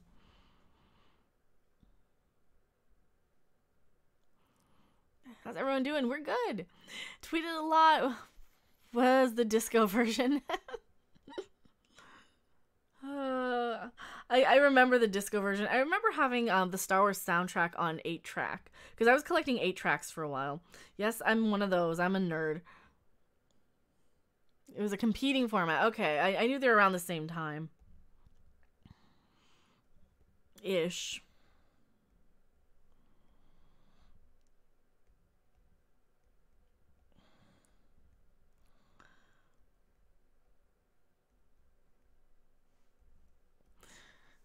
Betamax guy. Oh, Betamax was better than VHS for sure. Betamax was immensely better than VHS. That's what I want. Escapism, not realism. Yes. 8-tracks suck. They changed tracks in the middle of songs. Yes, but they were cool though. It was cool to have like the Sex Pistols on 8-track. And they did suck. They would fade out in the middle of the song, especially something really long, like Led Zeppelin. If you had Led Zeppelin on 8-track, it just fades out in the middle. It's crazy. It's so crazy that they did that, but they totally did that. Betamax was far better. No static on pause. Yeah, there was no static on pause on Betamax. You could fast forward and you get like the chipmunk voices. How's Betamax better than VHS? Okay, well, Betamax, it was I think it was a little higher quality, like resolution wise, and like they were saying in chat, you could it was quicker to rewind and it was quicker to fast forward, and you could fast forward and hear the audio track. You could also pause it without static, and yeah, it was just better. They seemed to be more durable as well. You could dub if you had a mic, that too. 8-track was the first player you could jump to specific tracks. Yeah, and that's because with like a tape you had to listen to the whole thing front to back, and with a record you could just, if you had an album, you could just go like any point in the song ish. I mean, or you could see where like the grooves were, so you knew where each song started for a record. And then like in the middle of a song, let's say you want to go in the middle of a song or something, you can kind of have to guess if you want to find the specific part of a song. Now if you know exactly what the timestamp is, you can just go there. The tapes were 15 minutes longer, too. Yeah, beta was still used in broadcasting until not very many years ago. Two-sided video cassettes. I don't remember those. I don't remember two-sided video cassettes. To be continued. Minor Plus was beta. It was smaller, so you could store more. Wonder how VHS won the battle then. It was a little more affordable. The players were more affordable. The tapes were more affordable. I think it was easier for the stores to get the rentals. Alright, we're just gonna go right into the next episode. We're not even gonna have we're not gonna have a pause.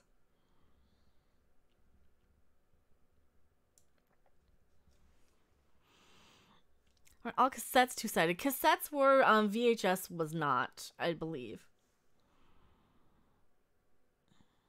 No popcorn breaks. We're not doing popcorn breaks on this one. It's a two-parter, but this is probably the last one of the day. We might have like a quick wrap-up though too. We'll see. I want to make sure that I'm not like exhausted just in case any other like stream options pop up, because I know Jeff was talking about doing something for some sort of roundtable. And I just don't know what's going on over there. So I'm gonna check my messages while we're streaming. When it comes to racing games, Most Wanted from 2005 was and still is one of the best. I'm not a huge racing game fanatic, but the ones I do like are like Mario Kart. I love Mario Kart. I kind of even like it on Switch. No, I really like it on Switch. And I loved Crash Team Racing back in the day. But I wasn't the hugest racing fan. Need for Speed Theory, Burnout. Yeah, I never really played a lot of... I think I played one of the Need for Speeds. I think I had Gran Turismo 2 on PlayStation. I think it came in a bundle. Just Video 2000 was two-sided. VHS and Betamax weren't. Betamax was the way to go, but the cost was the Achilles heel. Exactly. Exactly. They were expensive. I remember them being expensive. This guy's been in so many science fiction shows.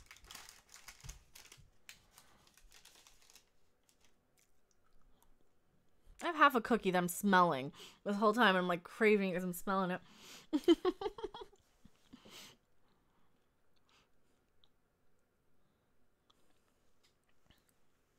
Oh, this is still a great. This is a cool episode too. It's kind of interesting to know. I know. Take a bite. It's half of a Hardee's cookie. It's a chocolate chip one. Actually, I have really good chocolate chip cookies. You had a cookie. I have beer and weed. Lucky. I wish I had weed.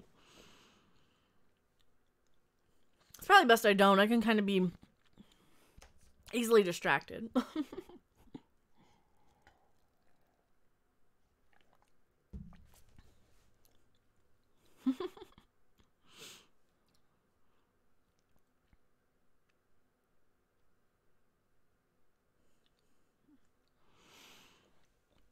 Oh yeah, speaking of Patreon, I do have a Patreon of my own that I don't really promote too much, but I do have a Patreon. It is still under Random Game User 42, but I think you can find me under Mecha Random. Also, you can always see me in the comments of Doomcock's Patreon. I was late to PlayStation. I had Sega Saturn instead. Oh, they were fine. Sega Saturn was fine.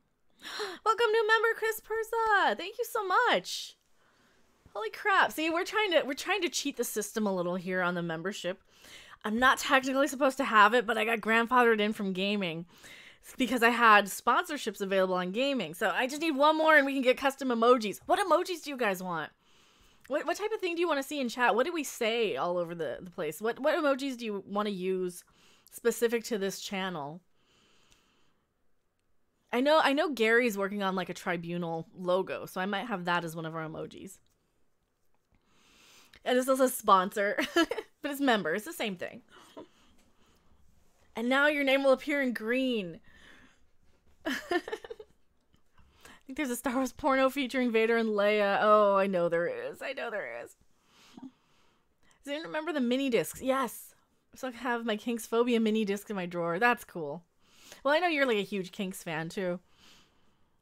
I remember mini discs. Mini discs were cool. They were an easy way to kind of edit without having a computer. Because they were digital. You could sync up and all that. I still have my PlayStation. Still have my Saturn, so that says something. Hey, I still have my links. How do you become a member? Alright, you go over to YouTube Gaming. And you find my channel there. Let me give you a link here. And there's a little join button. And it's a $4.99 a month thing. And I just need one more to unlock. Let me find my channel. One more to unlock custom emojis. Channels? No, it's in my channel.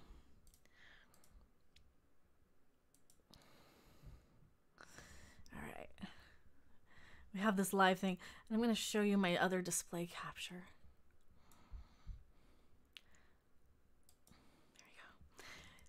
So you go here, over to gaming.youtube.com and my channel, copy, paste, boop, and there's a little join button right here. It says join, and I'm not supposed to have it, but you know, like we're trying to get Doomcock to 10,000 so we can get it. You click the little join thing, and it's like a $4.99 thing, and your name appears in green. I need to put this one on top of that one, right? No, that's the wrong thing. Video capture. Oh, display capture. I'll turn that one off. There. Sorry. That is how you do the join thing. It's really cool, though. And it does help support the channel, and it helps, like, promote my channel, too.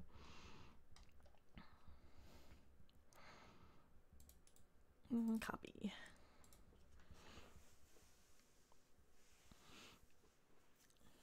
do have the Patreon too, and I have all that, but I just think it's kind of neat to have custom emojis unlocked. Say something in chat, Chris! And then you can kind of show off, you get the little cool badge of my kitty cat. Yeah, be sure to open that in a new tab, I know. No! There. Windows! Don't do that, Windows! I had a great 200-pound mini disc player. Oh, man. The mini discs were good, though. Mini discs sounded good. But that was before they kind of started over-mixing everything.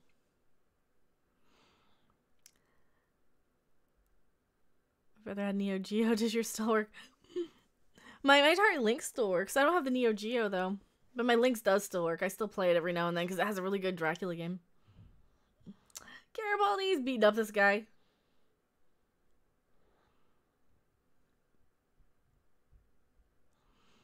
Garibaldi, you can't assault somebody. He's gonna press charges.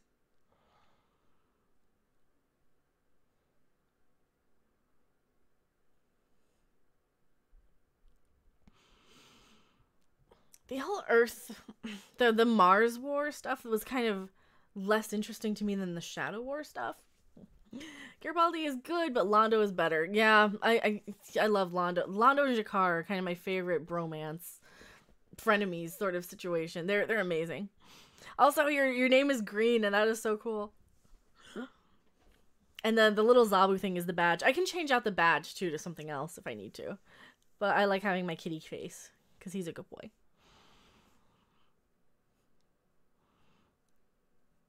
I had a working first-gen PSP till my niece dropped it. Oh no, that sucks. A lot of us Brits here, Jazz. British people love Babylon5, and I love that they love Babylon5 because I am a Babylon5 nut and I'm an Anglophile, so I guess we found the right place, right? I hope so. Like I certainly found the right audience, and I love you guys. Brits feel welcome. Well, I think I like to think that, like, because I've been there and I'm such an Anglophile and I grew up with so much British television, I don't think I'm super ignorant to a lot of it. Leave Zabu with someone with cat allergies. This is as close as I can get to one. Okay. Well, I think it works because he's kind of a little mascot. If I had a channel logo, I could put that on there too. Sci-fi unites us across borders. Absolutely, and I think you have to be really smart to like Babylon5. It's not your average kind of shoot 'em up action-y stuff, which is fun. It's fun. There's nothing wrong with that, but I think Babylon5 attracts kind of a caliber of fans that don't really, I don't know. A caliber of fan that's not like, I don't know how to put it. It attracts a high caliber of fan. I had a good time slot in the UK, so is well remembered because of that. Ah.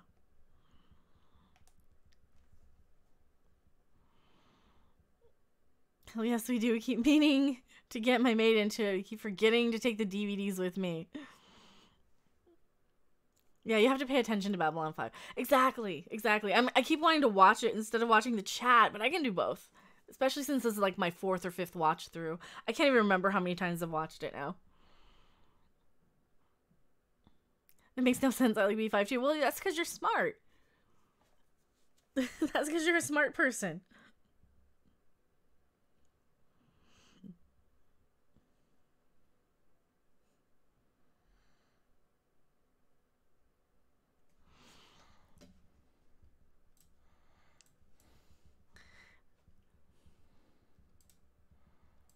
The Doomsday Machine.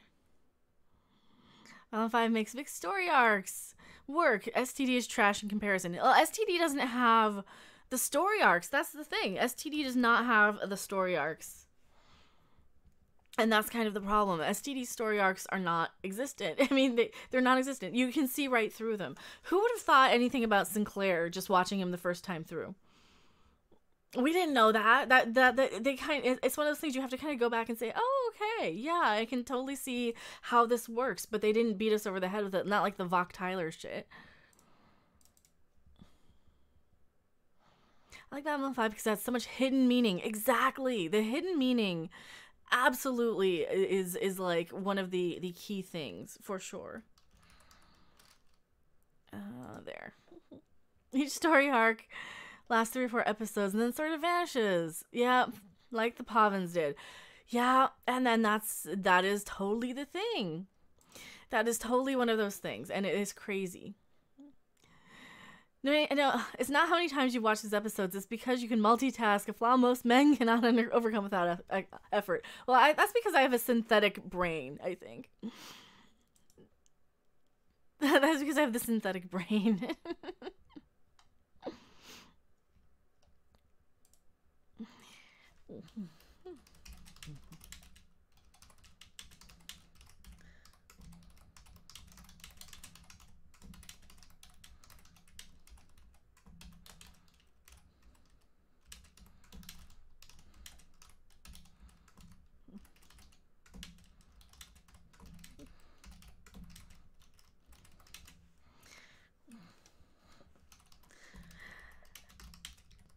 Some asshole SJW, I'm getting into it on Twitter, and I keep seeing his notifications pop up, and he's like so concerned that men make more than women.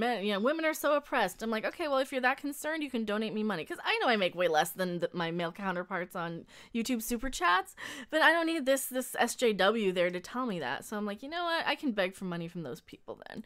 Not gonna be one lick of difference to me. Work more hours, I know. You want me to jump on? No, I just wanted to link in my Streamlabs since he's so offended that I make less than he does. Or that I make less. Did the porg blink? No, but the porg might have had babies. The porgs might have had some babies. Ask for a raise. Babylon5 has some of the best quotes. Yeah. What are the quotes in Discovery? What are Discovery quotes? I mean, I'm wondering. You're a poor audience and paycheck to paycheck behavior. No, I'm not complaining to you guys. I'm complaining to this jerk on Twitter. You guys are amazing. You guys don't have to do anything. You guys should just sit back and enjoy the show. These are for funsies. Like this guy on Twitter, he's like, oh, well, there's no proof that women don't like Last Jedi. I've never seen one. And somebody comes in with a list of all of us. I got tagged into this. I got flagged into this, or tagged in by my Twitter handle. And I'm like, well, here's my video on exactly why that's not the case. And he's like, oh, yeah, but it's just toxic fan. Here's my video on the toxic media, And he's like, but women make so much less than men. And women, and like, okay, here's my Streamlabs link if you're that concerned about how little I make, And it's true, we do. But Twitter jerks are the worst. I know. I got one quote from STDs. I'm sorry, my face is tired. Less super chats. There's 35 people in here. Yeah, well, I don't expect you guys to do anything. I don't want to. These are for fun. You guys don't have to worry about it. I know, like, just viewing is enough. Like, just being here, hanging out. We're watching Babylon5. This is fun. Michael Burnham with a resting plank face. Well, I was thinking about one of my first emojis being like a plank of wood, or something. It can't look like Plank from Ed, Edd and Eddy, but it can be something similar. You play Fortnite? I do not. I absolutely do not play Fortnite. I actually don't really play video games in my streams. I'll use my meme. Wow, because I'm not 12? No. What have I been playing? I'm gonna be playing Red Dead Redemption over on Twitch, probably.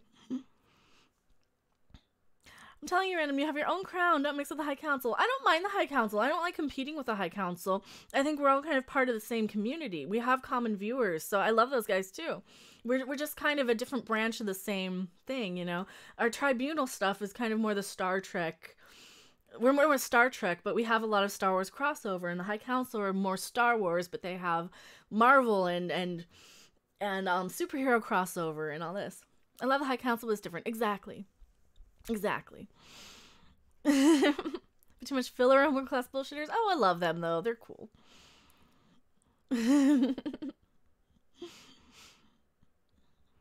Yeah, all the channels relate to each other, and we all have common viewers, I see you guys, I see the same people in my channel and Doomcock's channels I see over on Ethan's streams and Nerdrotic and geeks and gamers. You know, that's why I love you guys, because you know, one of the things I do is I kind of go in and follow people on Twitter who I see in all of the streams, just in case you didn't know I was a YouTuber, because I want you guys in my audience too.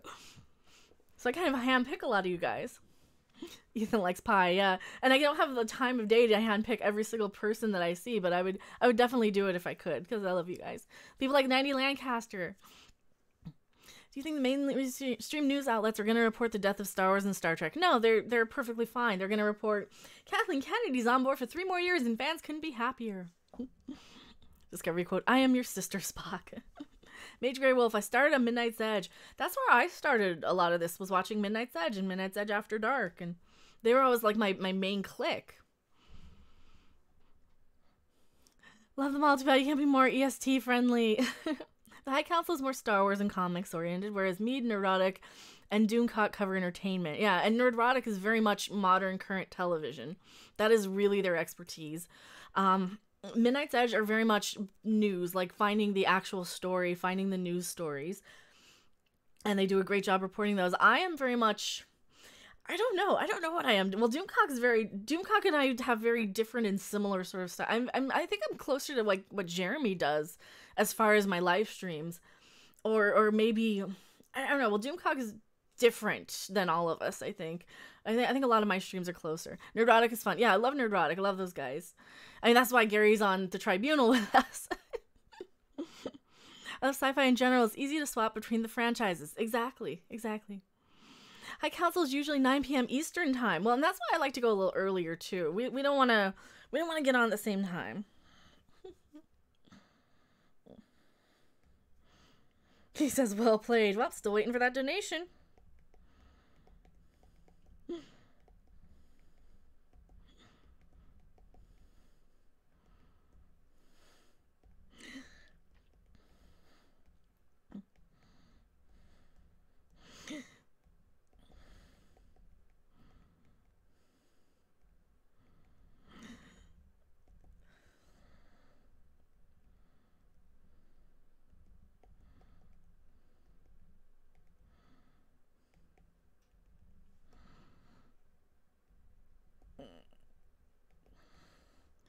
There we go. Yeah, Rob and Tom are I love Rob and Tom. That is my favorite stream to be a part of, I think, is the Midnight's Edge After Dark. And Doomcock. Like, those are, like, the two I'm always going to be available for. Absolutely 100%, 1,000,000% of the time. Like, if it's Rob and Tom saying, come be... But I'm part of their show, which is... I'm kind of gobsmacked by that. So that's one of the places I do end up is on Rob and Tom's channel. Tom's channel. It's Tom's channel. He's like the main one on After Dark. I prefer retro sci-fi and horror. I love horror too. Well, and Tom and I are doing a horror podcast over on Midnight's Edge. Nerdotic, Mecha, and Doomcock. Chill, Ethan also sometimes. I love Ethan too. Listen to Andre again. He sounds like an old friend of mine. Oh, Andre's cool. Gary McGregor started with Ethan, I think. I miss most of the streams. They're stupid o'clock in the morning, but it gives me something to watch when I get up. Yeah. Oh, yeah. It all just depends on when you're awake.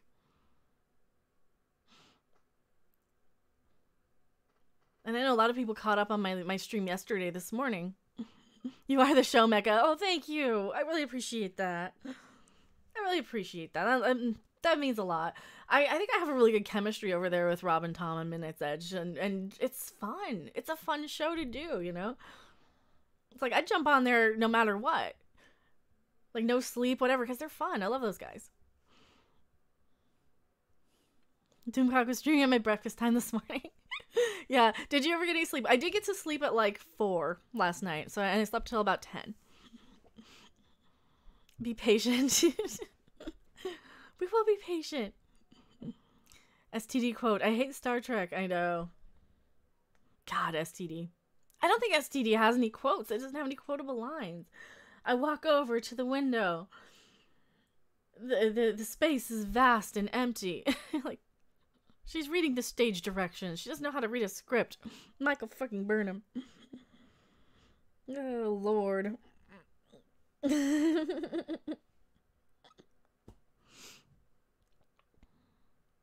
Testosterone poisoning. Oh, Ivanova. I fell asleep listening to Doomcock. I was almost out towards the end. I kept thinking, oh, okay, wrap it up, wrap it up. Like, that last half hour was a slog for me.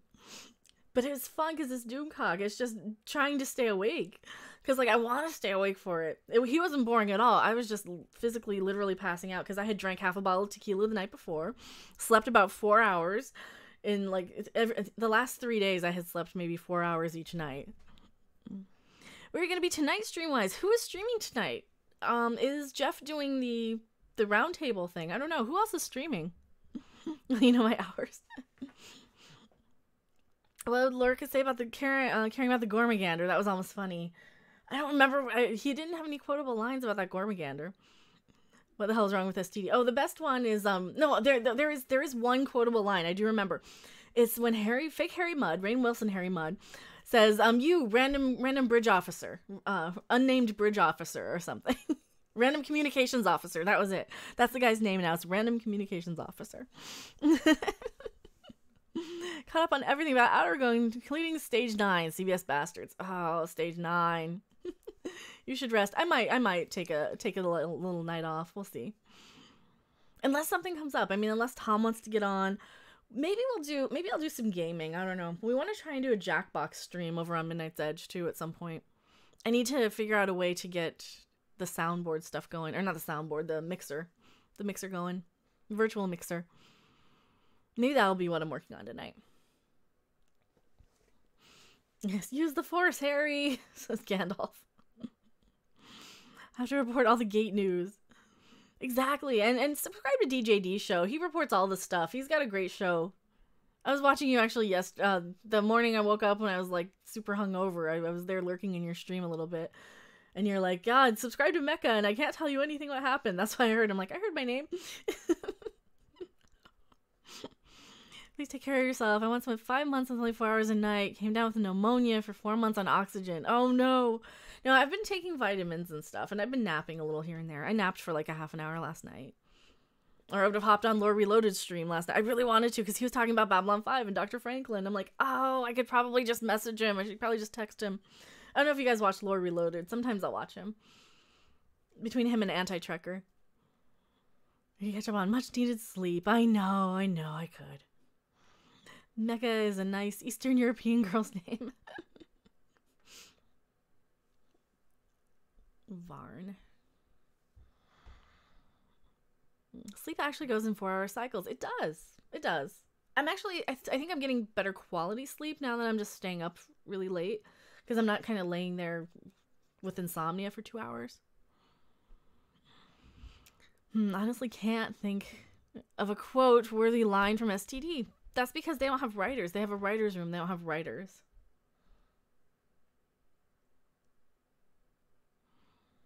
I found you through Anti-Trekker's stream. I like Anti-Trekker. I watch him too. May the Force be with you from Doctor Who and Star Trek. Yeah, you know, I love that R2-D2 from Star Trek. You know, the one with the plunger on his head. I love that guy. Harry, you forgot the Harry bit. Because there are no quotable lines except they're that random communications officer thing that kind of gave me a chuckle, to be honest. It kind of gave me a chuckle. I'm not gonna lie.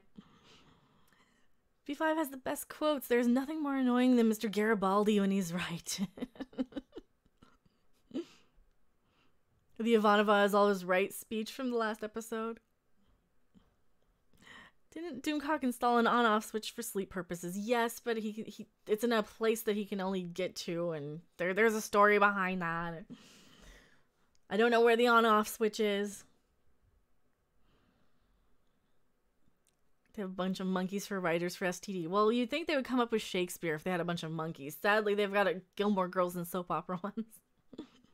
Like has a button like Data has. Yeah.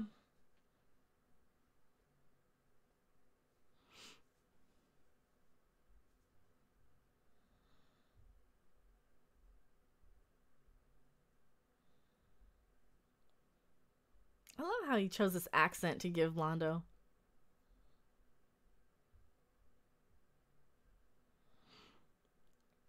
Yes, Ivanova's always right. Ivanova's God. You will listen to Ivanova. Yes, push the secret button, TM. The mega power down button. Well, which button? I think I have a few. So Star Trek has been raped like Star Wars has. Sad. Star Trek has not only been raped, but it's being rebooted and raped at the same time. They're trying to rewrite history by giving Spock a sister that he never had, and that she is greater than he is. And it's very sad. And it really sucks. Buttons and adjustment knobs. I do. Don't mention the button. That speculation could be hentai-worthy. Big Bang Theory fans said their favorite character named R2-D2, but yet they're describing a battle droid instead. Are you kidding me? They don't know the difference between R2 and a battle droid? Oh, Lord. Well, Big Bang Theory is kind of one of the things that's wrong with geek culture, because it quotes a lot of nerdy things, but it doesn't actually understand the meaning behind it. It reference drops and it name drops. It's kind of like these fake geek girls like I see. It's the end of an era for sci-fi, Star Trek, and Star Wars. I know. Buttons and knobbies. STV is all the stuff people complained about, and Trek rolled into one show amplified. Yeah. Well, Star Trek Discovery is for people who did not like Star Trek, from what I remember. Big Bang and pop figures. I know. Pop figures are part of the problem. And it sucks because some of them look okay. Like the Gremlins look okay. The Fraggles look okay. The Fraggles look really good. They come with little doozers, and I kind of want the fucking things. But I can't bring myself to buy them because they're Fraggles and pop figures, you know? I mean, I have my Fraggle Rock DVDs. That's probably all I need. I have every episode of Fraggle Rock. I say Motu pops today.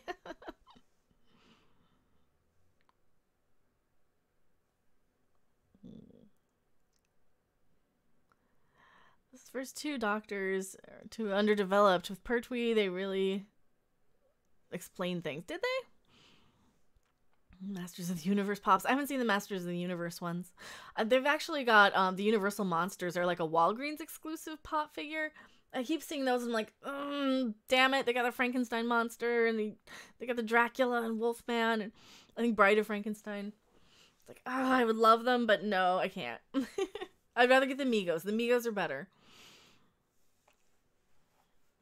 Remember Ivanova's worst case of testosterone pointing ever line, but it actually worked in the context. Yeah, it did. And then we just saw that like a couple minutes ago. I wonder if future generations will remember what Doctor Who was like. I don't know. They're going to remember it as being this thing that they went and cosplayed as. So our friend Gary over at Nerdotic has a name for all these kind of kids who are in the geek culture. It's kind of like the girls who are lesbians in college or bisexual in college, and then they go off and get married and have a family, and they get married to a man. And it's kind of the same thing with kids, like the younger generation. They're geeks because it's trendy, because it's the cool thing to do, because it's what everybody's doing. And then they're going to move off to something else. They're not going to be forever in the fandom. They're not going to be forever in the franchises. And that's what's really sad. And it is absolutely the case. And it makes me so upset because they're kind of ruining it for all of us. And I hate that they're ruining it for all of us. But they really, really are.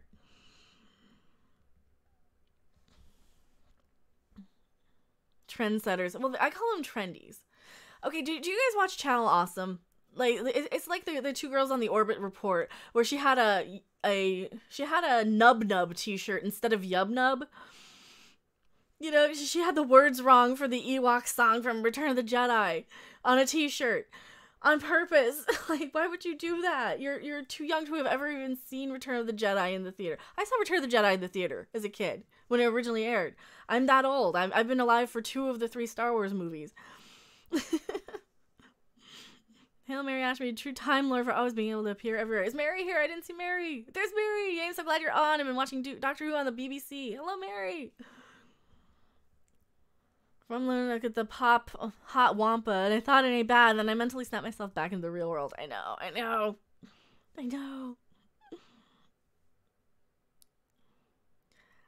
I watch Channel Awesome. I love Nostalgia Critic. Okay, Nostalgia Critic's fine, but if you saw the Orbis Report girls on that video I picked on, or look at the thumbnail on Tamara's Never Seen The Last Starfighter.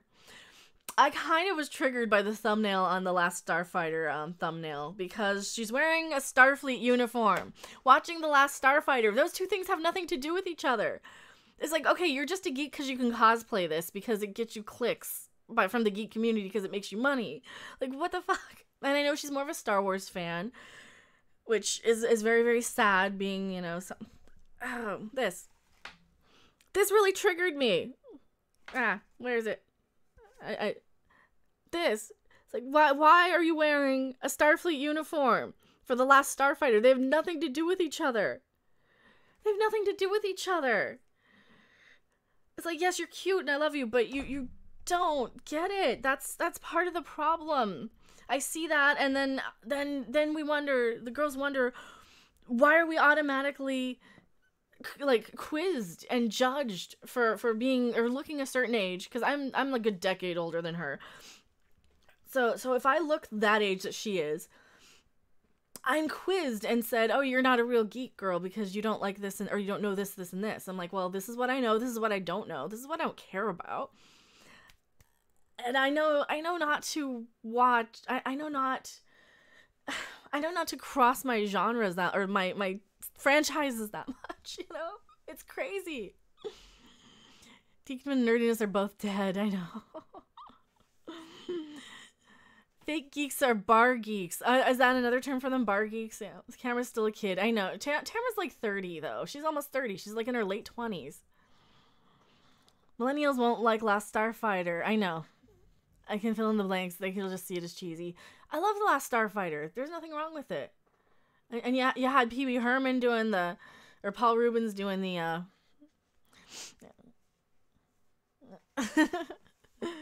Yub. Follow, let's go, and Ewokese. Well, I know. I just thought she was supposed to wear a Yub Nub shirt. Bad geeks. Last Starfighter is the dog's bollocks. But no, it just triggered me. Santo Dominus, hello Santo Dominus. Channel not so awesome. The skits are getting worse and worse. Yeah, I can't. Ice Pirates. Man, you gotta bring up the space herpes one, don't you? If you don't know something, you can't wing it with a geek audience. I know. I don't think you can I don't think you can wing it with a geek audience. I think you really have to have a certain IQ and a certain intellect to really, and you have to have a certain love of the fandom. You can't just be like a cosplay sort of geek girl. And it's fine if you are. There's nothing wrong with that. Just don't give a shit for having an opinion negatively about something you like. If you're only in it for like a few years because it's trendy, don't be pissed at us for having this 40-year investment into these things. And it really, really bothers me that they get so mad at us for our investment, because we've been with these franchises for like 40 years. Some of us longer. 40, 50, 60 years with something like Doctor Who. So don't get mad at us if we don't like it. You know, you are not as invested in this franchise, and you know, yeah, oh, you just crap all over us, and like you don't like it, and you don't like us to like it. Like, no, that's not the point. You can like it. Get off of our channels. Get off of the arguments on Twitter. Get off of the comment section. If you are not that invested and you like it and you don't want to hear anything negative about it, you don't have to, you know. And, like I say, get out of our fandoms. You're not part of the fandom. Actually, she might have specifically wore TS cosplay to watch The Last Starfighter to trigger true geeks. I don't think she did it. I think she just wanted to cosplay something, because she cosplays something on every one of her videos, and they're always kind of these half-ass cosplays. Like for Lost Boys, she wore an 80s wig. Whatever, you know? But that's kind of how she is. She does all these kind of half-ass cosplays. I mean, Dr. Mary Sue. Pal Beyond the Stars is classic. The one they did for Les Mis was epic, though. Yeah, that was pretty epic. So the geek franchises are left that would be My Little Pony, Strawberry Shortcake, and Care Bears. Well, Care Bears has come back a few times. Strawberry Shortcake's come back a few times. But those are like the girl franchises, and the girl franchises tend to not be as revered as the boy franchises. I guess. Say it, preacher. Oh, thank you. She's in a Star League uniform. I think she should have not done some half-ass cosplay. She should have not done some Halloween costume. Wasn't she also wearing Leia buns? Oh my god, I just thought of that. She was wearing Princess Leia buns, too.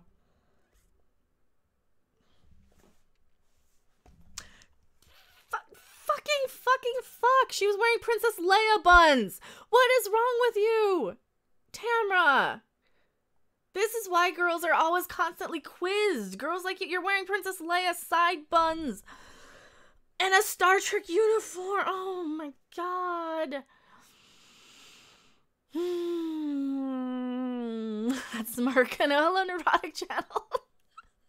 You saw how triggered I was. I was quoting your line about how they're only geeks like a girl being a lesbian in college for a couple of years because it's trendy. They're trying it on. Man, it has 40 viewers. Let's whip off the talk about alcohol and hookers. I know, we got 40 people here. I find Tamra boring. She's cute and she's perky and she's funny, but I don't think she knows what she's talking about. I think she's doing it to ridicule the fan. I think she's doing it because she does half-ass cosplay. I don't think she means any harm by it. I think she thinks, oh, this is geeky enough. Because she's like a Harry Potter fan. She's a Star Wars fan. She's like a new modern kid Star Wars fan. Yes, you're spot on as usual. Well, I surround myself with the best and smartest people. Like you, Gary. Like Doomcock. Like Tom. Like Rob. You know, I surround myself. Like the people in my chat. We surround ourselves with each other because I think it brings up the room a little bit, having a lot of smart people. And I really love that. Now she has no idea. Yeah, it isn't personal. I know. I don't think she does it like to hurt anybody's feelings. And then she's gonna make a video crying how people called her out on it. Probably. The feeling is mutual, random. Oh, thank you.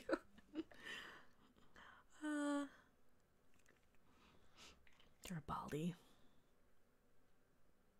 Oh, they found Lise. It's fun seeing her reactions to old movies that we all saw decades ago. It is, but she always hates, like, the good ones. She always hates the Bill Murray movies. She's like, oh, he's a little too creepy and rapey. It's like, no. It's a different time. Use the Force, Harry. Must cross the streams to destroy the One Ring. I know.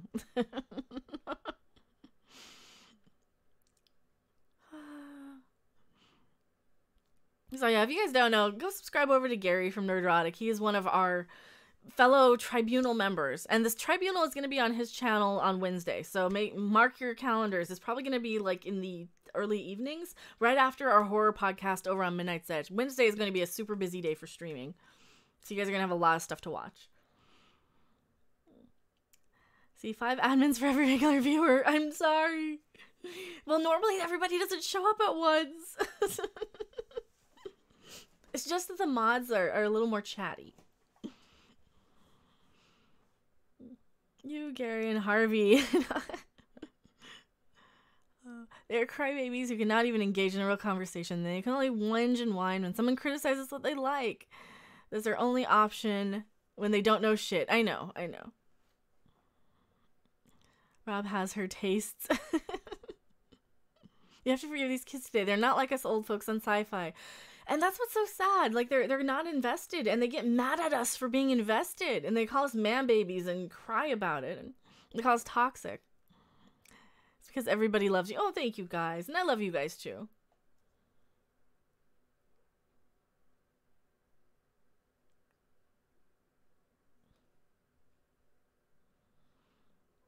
Oh, Commander Sinclair.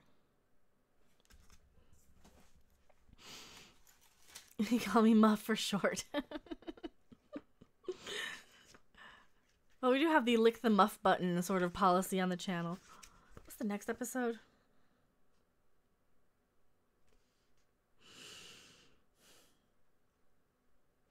Is the next episode the Zathras episode? Damn it. We might have to do one more. We might have to do one more episode, you guys. Now that we have people, we might have to do one more.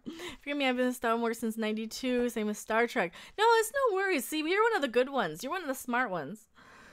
You're here with us. How did the wake turn out? It was awesome. It was awesome. We did have some other sad news though last night that Marty Balin from Jefferson Airplane passed away, and I was pretty crushed by that one because I'm a huge Jefferson Airplane fan. Like the old days, like the Signe Anderson days, the Grace Slick days. I'm an old school Jefferson Airplane fan, so yeah. That's pretty humbling. Just like I realized he was Muff Tarkin. Push the next episode, TM. Well, Doomcock was sweet. He did a toast, and we had a drink to that. But we had a wake of we had a lot of reasons to have the wake, so or a lot of things to be crying over last night. But with Star Wars and Star Trek and all of our franchises just dead in the gutter. Yeah, I think we're doing one more episode, you guys, because this is Babylon Squared. And this is the one where Babylon5 shifts in and out of time and all this good stuff. We have to do one more. Ever see any of Grace Slick's artwork? Yes, I have seen some of her artwork. She does like the Alice in Wonderland stuff and the rabbit hole sort of stuff. Because, well, she's huge into Alice in Wonderland. That was her thing. You mentioned Blackadder. We did have one good piece of interesting news. So everybody knows the show Blackadder from England from way back. And everybody remembers the character Baldric from Blackadder, who was like the dumb sidekick, who always had a cunning plan and was brilliant and amazing. Well, the actor Tony Robinson, who plays Baldric, said he would be interested in coming back for another season of Blackadder.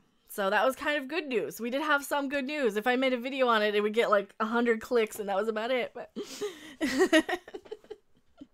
rabbit hole, is that a euphemism? I know Blackadder. I know Blackadder too. I do have the DVDs up here somewhere, wherever my alphabetization skills are. Oh, I think they're right there.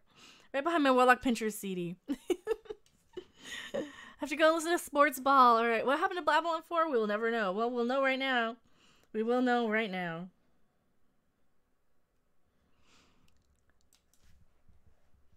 What, last episode of the night, we're doing Babylon Squared. Season 1, episode 20. Question, was Dylan played by a different actress? No, she's still the same actress. She just had way too much makeup on. They changed the makeup. Perhaps one day Star Trek and Star Wars may rise from their graves and be reborn. Well, I think we already have stuff like the Orville, and we have the Expanse. I just barely got the notification. I'm so sorry. Another Blackadder, I'd love that. Yeah, maybe I'll do a video about the article. I don't know. A spoiler, don't tell us about before. Well, here's what we're finding out about before. We'll find it here.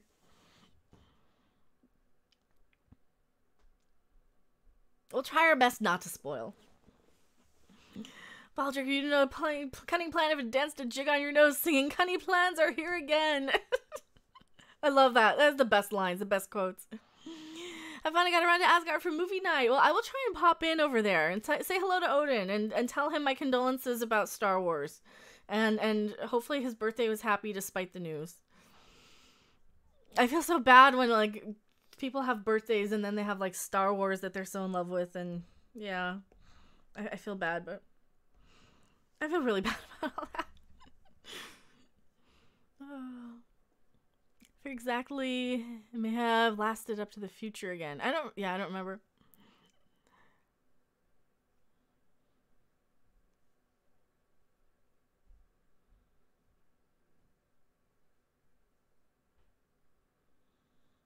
She slept through breakfast.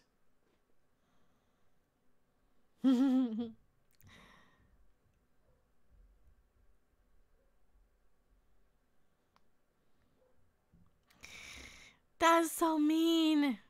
They tricked her.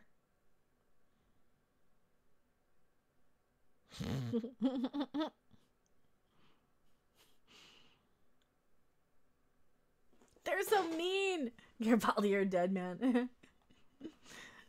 Hello, Nursey. I like him firm and fruity. Friend Lori. Would they do it? No, Rick, as he's dead. Now we're quoting Blackadder. Are you joining any other streams tonight? Maybe. Who else is streaming? Who else is streaming tonight? Oh. It is totally possible. There's a thing. Does anyone remember Spaceballs? I love Spaceballs. I saw that in the theater as a kid, I think. I can't remember. I know I wanted to. I know I saw it on the marquee. And I know I saw it a couple years ago in the theater when it came back. It was one of the best movies ever made. It was one of my favorites. Love a woman with a beard. It gives you something to hang on to.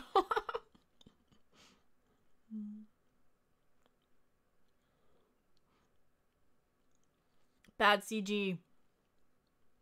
I mean, it was good for its time. Blackadder to Queen Elizabeth. Life is a broken pencil. Pointless.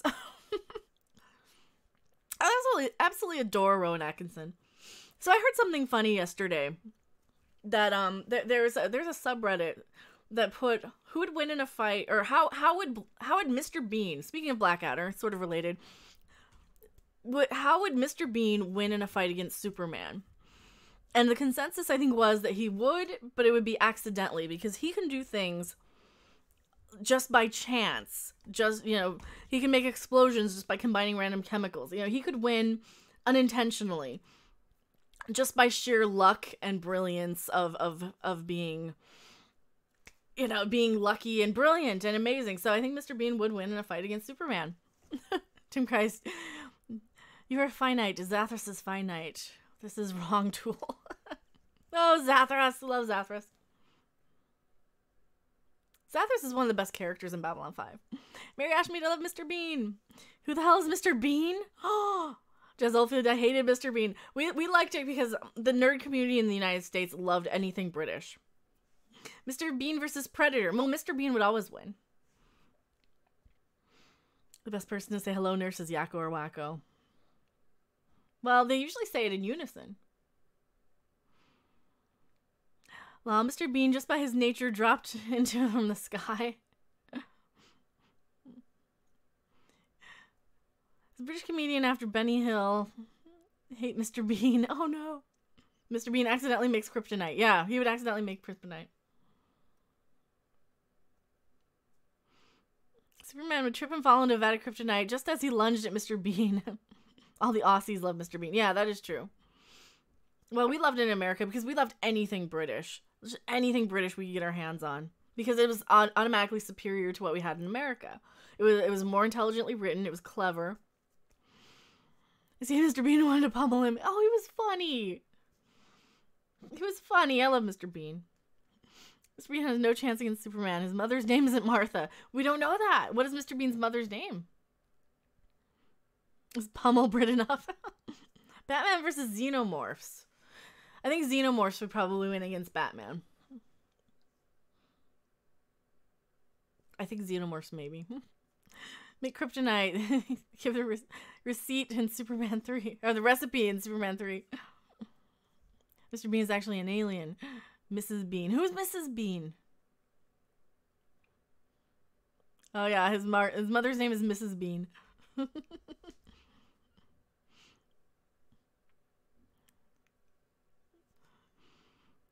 Now it's time to learn the Babylon5 mantra. Ivanova is always right. I will always listen to Ivanova. I will not ignore Ivanova's recommendations. Ivanova is God. And if this ever happens again, I'll reach over and rip out your throat. Or rip out your lungs. We just watched that scene. We got that one today. I was super happy about that. We're out of space. I know. There's only like a 200 character limit on here.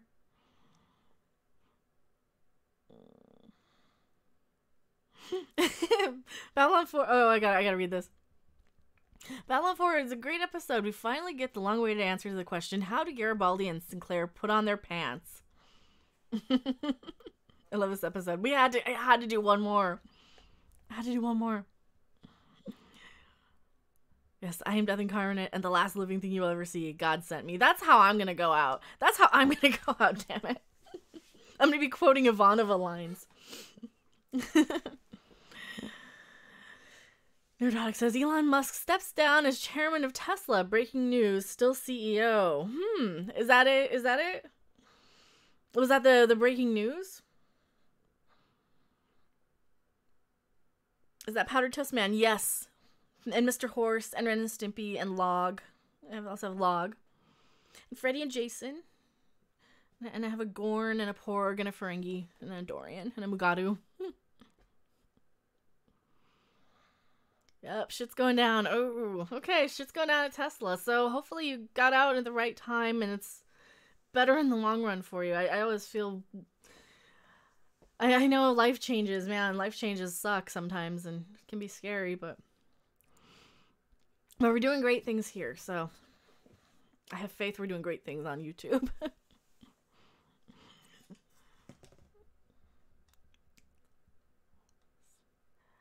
My absolute favorite scene is when Delenn saves the station from President Clark's forces. Oh, yeah.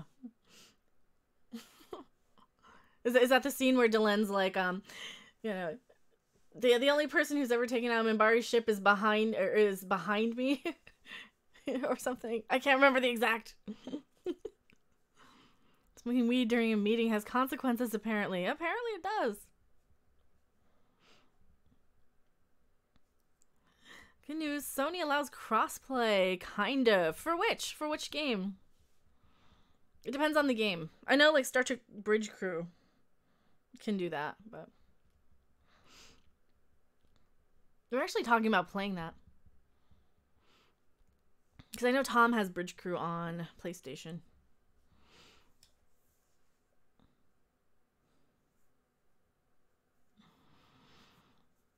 Oh no, if you didn't sign multiple NDAs, you'd be doing a video. Public doesn't know the half of it. Ooh. Well, we had somebody, and I can't say who, but we had somebody spill some beans about some of that already that we know. So this person did say some things were going to go down about Tesla, and it was not Gary. So, and also, yes, click the link to go subscribe to Nerdrotic. They're part of the Tribunal. They're our good friends over there. We love Gary, we love Dennis, we love Susan over there. And we've kind of... Tom and I stole Susan to do a horror podcast because she is, like, the horror person. Which is really great. We absolutely love, you know... We love how, like, the channels are going. We have all this great direction. Sheridan or Sinclair? Lita or Talia? Sheridan and Lita. Sheridan and Lita. For sure. I like Sheridan most. Sinclair was good, too, though. I don't dislike Sinclair. Back in the day, that dog is getting gassy. Oh, don't feed him beans and chili. Bat5 is under Minbari protection. You don't want to engage our forces. And why not? Only one Earthen captain has ever survived assault from our forces. He's behind me. You're in front of me. Yeah, I was just watching that scene not too long ago. I can never remember the exact quotes. I'm horrible with quotes. God, I love that scene, too. Somebody keeps linking me, like, Babylon5 quotes and lines and scenes, and I love it. Like the one where... Garibaldi hacked his own programming when they had the holographic representation of him, and I love that. If you value your lives, you will be somewhere else. We had some of the best female characters on this thing, and it wasn't because of their gender. They were just well written. They were just well written characters. Delenn could have been anybody. Delenn could have been a man or a woman. Her gender had nothing to do with it. Ivanova's gender had nothing to do with it. And I absolutely love that.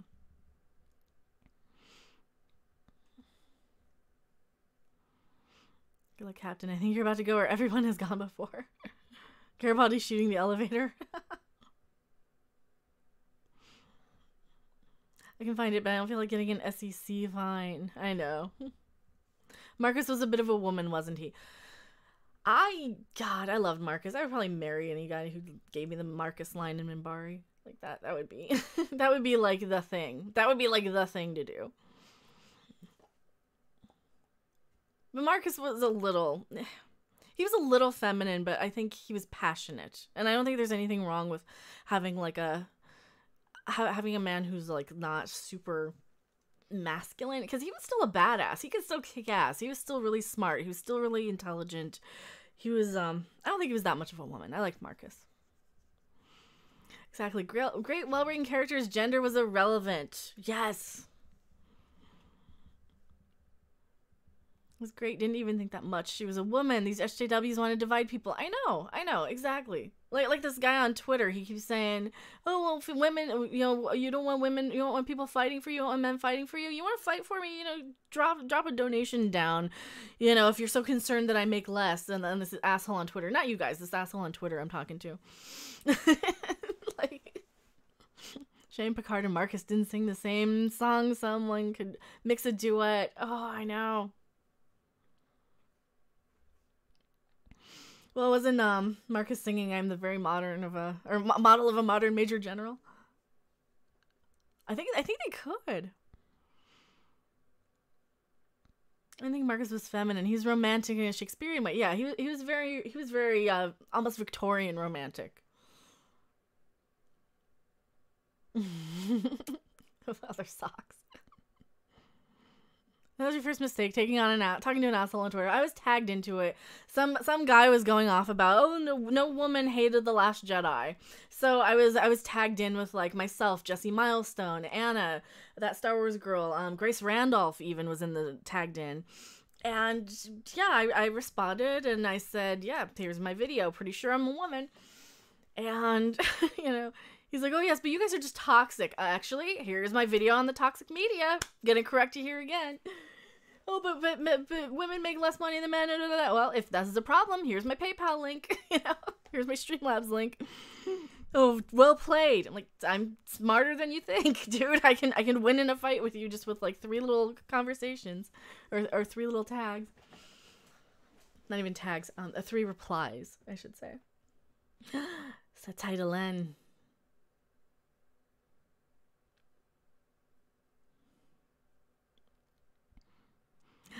I love Kasha's biosuit. It looks so anime. I love Kasha's biosuit too.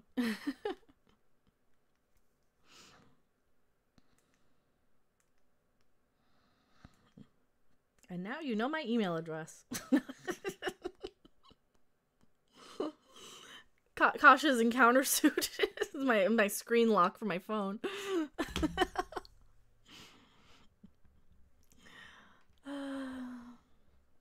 I'm a bear though. Tell this guy I'm okay with the way things are. How about you? Stop worrying about women and try worrying about being a man. I know. Hey, The Last Jedi. I love that. I know. This guy.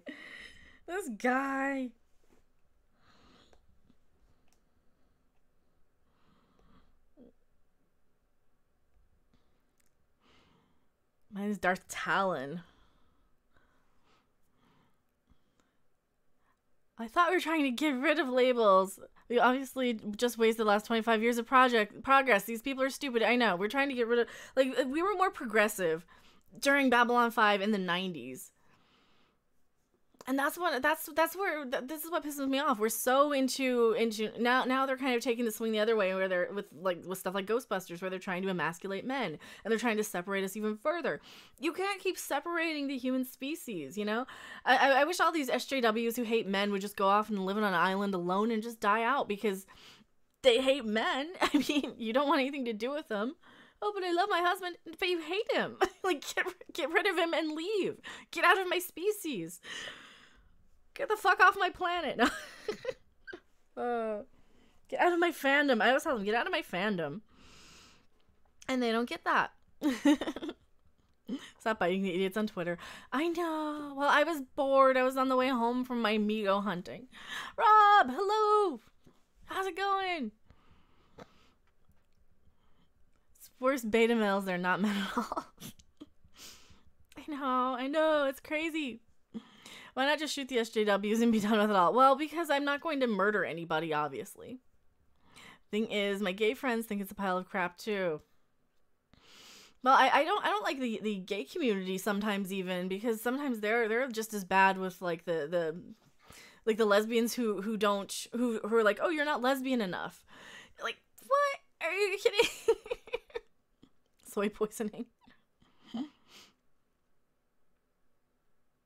No, and that's one of the problems. Like,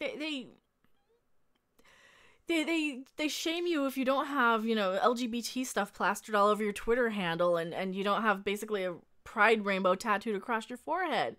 You know, and it's like none of their business. I don't need their approval of who I'm sleeping with or what, you know, what's in between my legs. That's so stupid and ridiculous. It just makes me cringe. Soy boy's not in the hood. I don't think Colt can make enough bullets to get the job done. No, we don't want to kill anybody. We just want them away. We just want them to go. We just want them to go and find their own place. You know, find their own fandoms, find their own properties, find their own island to live somewhere. We just want them to go away. Agreed. Stupid is a stupid dumb. I have a theory about how there's so many of these soy boys. How? Is that your theory about like the Lilith Fair type of guys who think they're going to get laid? Mecca, you're just perfect the way you are, and that's all that matters. Oh, thank you. Too many of them grew up without a solid male role model. They're casualties of feminism. That could be it too. Well, look at how what's her name treated Tim on Home Improvement. Look at how Roseanne treated Dan on the Roseanne show. They were all really horrible to their husbands. I hate to say it, but I hated a lot of what those shows preached about females back then. Yeah, that's a byproduct of them. Also nuke the island. No, well, we wouldn't have to nuke the island because all the women would probably start fighting with each other. They would form their own little cliques. All the women who agree with each other now on Twitter would start forming their little stupid cliques. And then they would end up... They would end up just kind of destroying each other, I think. Because women are catty and bitchy, especially when they're like that, you know? I'm kind of that way too with like Brie Larson, I admit it, but... The other thing was technology. The more advanced we got, the less we had to do. Yeah. Well, I think a lot of it was when women were forced to have to work instead of wanting to work. That was always what pissed me off, is that women had to start working. You had to have 2-income households if you were married and raising children. You almost had to, unless your husband was like super rich. Cats are nicer. They are. What if black males that are married are going to get harassed for reasons of current year? I think they're next. I think the black males are going to get it next because, you know, they were born with penises. And that's the next type of thing they target. The only males that these SJWs like, well, they like you if you're of color now, or they like you if you're gay. You know, the only men that they like that are white are gay men. And I see that too much. They kind of go out of their way to favor those type of, you know. I just saw an advertising for Star Wars Long Weekend on Showcase. Unfortunately, they're including Force Awakens on the lineup. I'm sorry. Original trilogy Luke would never attempt on killing his nephew and instead try to train him in a way to balance the Force, both light and dark. I know. Because every 28 days, there'd be one heck of a war on that island. You're telling me, you know. I know damn well that they would happen. They're just sheep, nothing more. They want to badly fit in. They drop out. The dropout were always the more grounded people in college. I know, in university. I know, you have a bunch of joiners. You have a bunch of people who... You have a bunch of people who, They try and fit into a certain thing. That's why they all have like the pride rainbows on their Twitter handles, so they can all identify each other. Or they all have their little their little social, their gender identity politics on their Twitter handles too, like pronouns, she, her. So you guys are just trying to fit in. Who cares? God, I got a big ass cup of coffee and I'm bound to start screaming soon. Rob is amazing when he goes on rants too. This is why we love Rob. Rob and Tom both. Like, Tom's usually really quiet. When Tom goes on a rant, holy shit, you want to listen, because his rants, like, he's not somebody you would think would be easily pissed, because he's very mellow, he's very calm. But no, when he gets pissed, yes, the male bashing needs to stop. I know. This is why. I think this is why I have such a great female community here too, because we know we're tired of this shit. We're tired of this shit. My father asshole, not male bashing.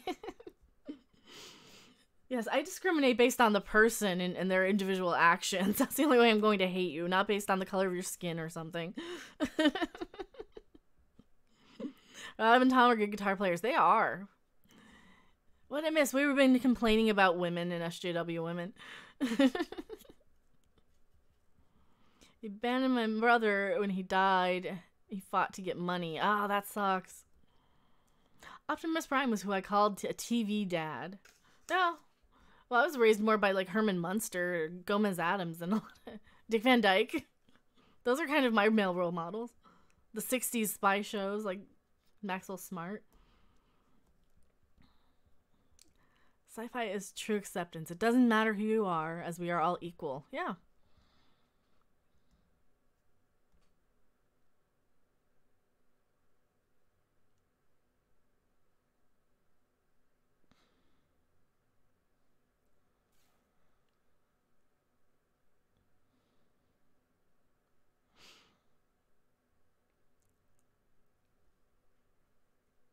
Oh, Babylon5.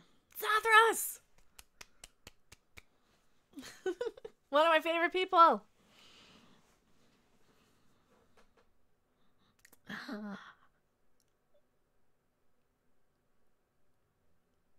Not the one. He's totally the one. Monsters had some pretty aggressive stuff for his time. They did. And Paul met John Lennon, yeah. Picard is another TV dad. Absolutely. That's why it's going to upset people if and when the Picard show sucks. Yes.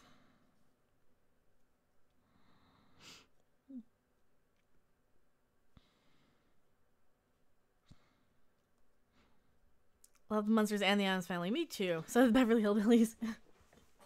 Yes, Zathras is correct. He's not the one yet.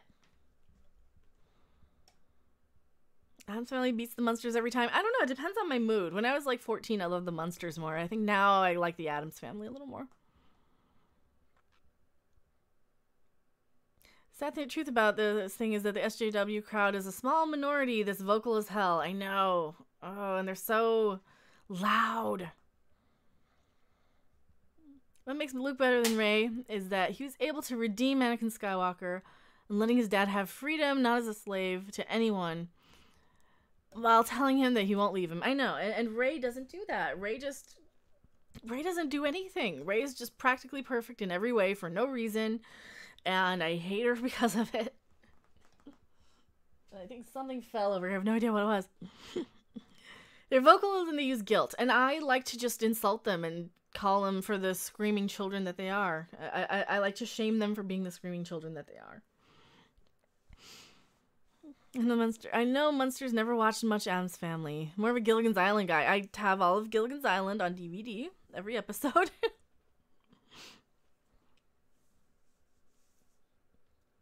Love the Munsters where they went to England. That was Munster Go Home. That was the movie. And that actually had Richard Dawson in it. And I think Terry Thomas might have been in it too. As I recall. Wow, that's an oldie. That's an oldie but goodie. Yes, I tell people all the time. You and Tom. Pisses me off so bad. Tom was the one who singled out one day for swearing when everyone was swearing.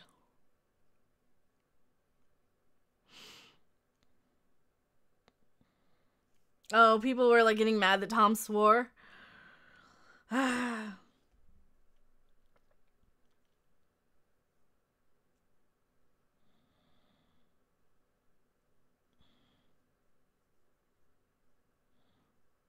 I love Zathras. He's so cool. Why is he so cool?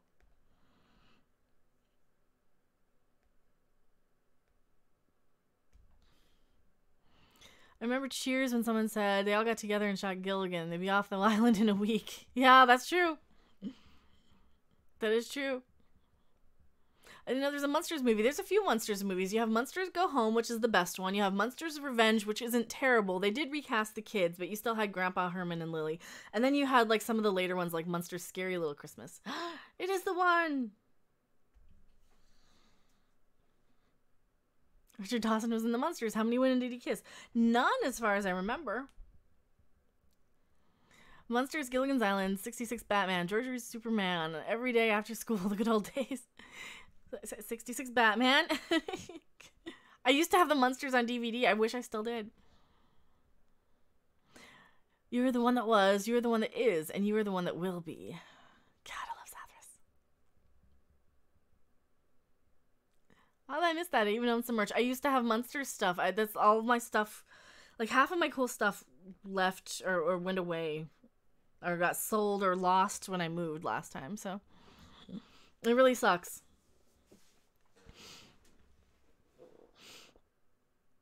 Oh, Zathras.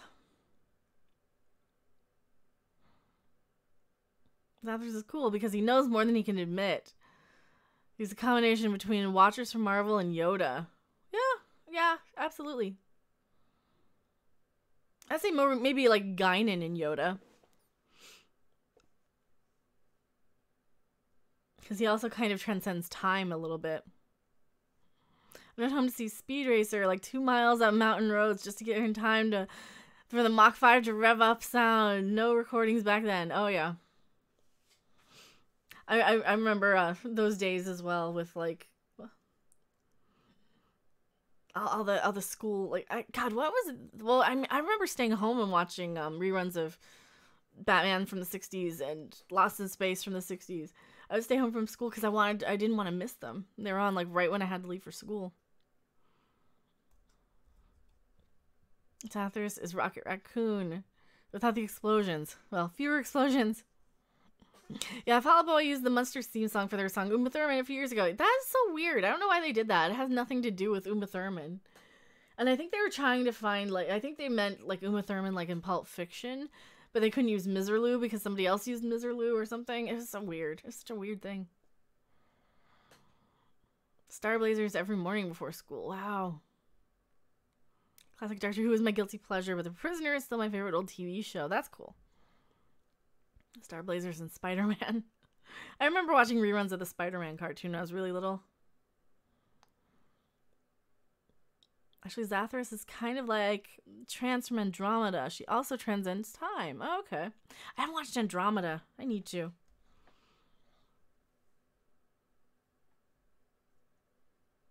No one ever listens to Zathras. Quite mad, they say. It's good that Zathras does not mind. He's even grown to like it. Oh, yes. I love Zathras. Spider-Man has some trippy stuff. The 60s one, it does. I love how Commander Sinclair is Valen. The arc was epic. I know. Well, that's what we were just saying a couple episodes ago. If only Neroon knew. Is that his name? I can't remember his name now. If only he knew, like, who he was talking to. It's like, you would lose your shit if you knew who you're talking to, man. Oh, the Fifth Dimension one. The Prisoner is the best TV show ever. I need to watch it. Where's Battle of the Planets? I don't. The Prisoner remake was terrible. Yeah, it wasn't good. All I remember is that they kept eating wraps for some reason. And I think in the remake they were inside the woman's dream or inside her head. Rob remembers Battle of the Planets.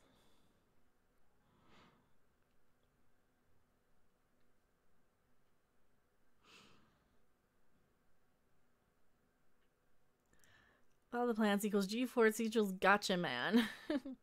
Prisoner got weirder and weirder every episode.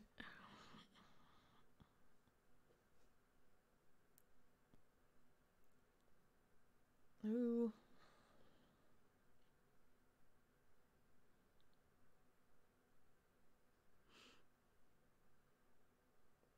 I don't think they like you, Dylan.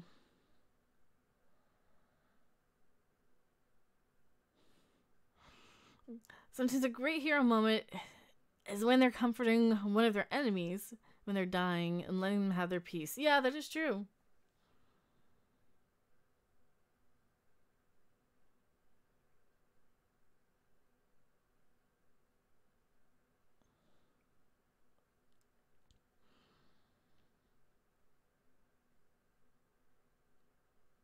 My brain is deleted. The remake of that show. It will do the same thing with Disney Star Wars. I know. Well, I think with that, the Prisoner remake, at least it was boring.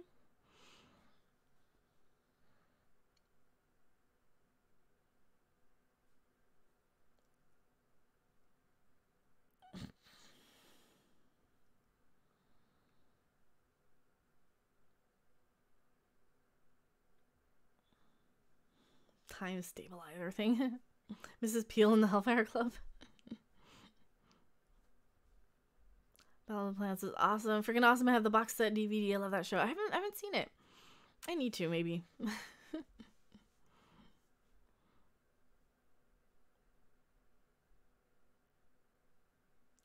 the one with George Papard and the guy from the Waltons. I don't know that one. Remaking The Prisoners like remaking 2001. It doesn't make sense. Yeah. Sorry, that was Battle Beyond the Stars. Oh, Zathras.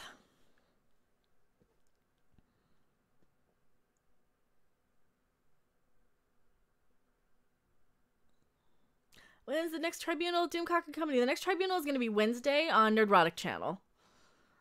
Over on Gary's channel. Last I heard. So it's going to be like Wednesday evening-ish. I think it won't be super late because I know a lot of people can't stay up super late. You're welcome. Never forget when I saw the B5 TV movie. It blew me away. I gotta get the show on Blu-ray or DVD, whichever exists. Optimus Prime yelling at Scorponok after they later got blasted by a unicorn. He did good. It's one of my favorite moments from the G1 Marvel comics. I didn't read any of those.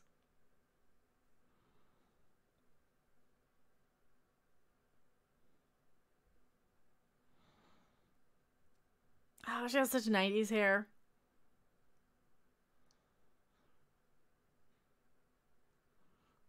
And he has such a 90s shirt, too. I love how a lot of their wardrobe was just off-the-rack 90s stuff.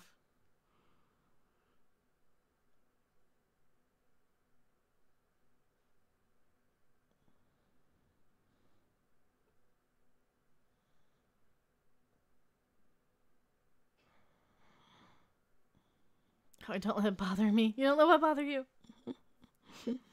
I get pissed at male bashing. That's just me. Yeah, I get pissed at the male bashing, too. Karen Baldi always reminded me of Bruce Willis. Yeah, he was kind of like he was very much a Bruce Willis type, and they kind of had that sort of thing going on Stargate Atlantis as well, where everybody kind of looked like somebody else. You know, you had Tori Higginson, who looked like Sigourney Weaver, and then you had you basically had like generic Alec Baldwin, generic Sigourney Weaver, and generic J-Lo over on Stargate Atlantis. So you kind of have generic Bruce Willis on Babylon 5. Does anyone remember the 90-minute Battle of the Planets movie? I don't. At the end, the girl reveals she's really a robot and jumps out a window. I saw that in the theater. I never saw it. I never thought of that for that show. Oh, I love Stargate Atlantis. I probably almost love it a little bit more than SG-1, to be honest. The guy in Atlantis looks exactly like Aquaman. He kind of does. A little bit. He looks a little bit like Aquaman. Is it the same guy? Yeah, it's Jason Momoa. Yeah, it is the same guy. Pierce Strauss, Michael Ironside, and a very young Molly Ringwald. Wow.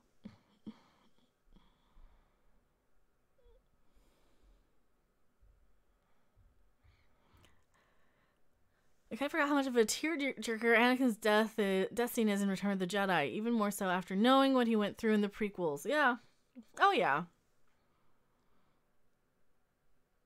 Well, I mean, and you went through so much at the end with Luke trying to save him, and then he finally went against the Emperor. I mean, yeah, absolutely. Like they don't realize how much of an impact stuff like Star Wars or Star Trek has on a person.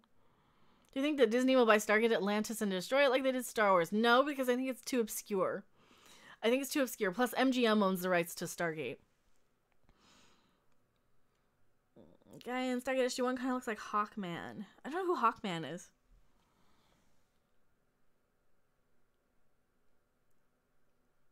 Oh, you're the one.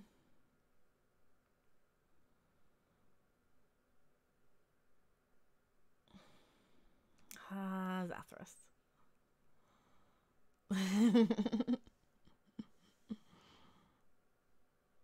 wonder why Amanda Tapping won't accept the offer. She's had to direct big sci-fi movies. I didn't know that if she did. Maybe she's got kids, so she might want to stay at home and be a mom and not want to be off shooting a film. Because, like, television, she can just work for, like, a week here and there, directing TV shows. But for film, she's going to be gone for, like, months on end. So maybe that's part of it.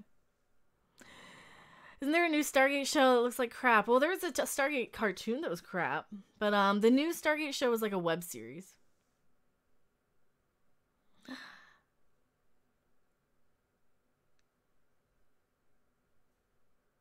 Old Sinclair.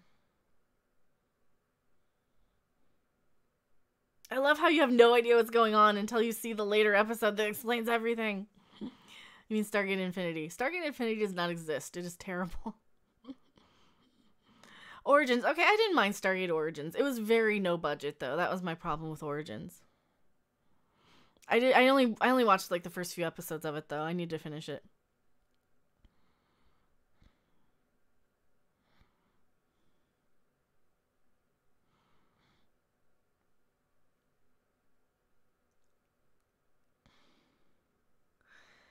Zathras. Gotta love Zathras. This is such a great episode. I know, I keep wanting to, like, stop and just go over there and watch.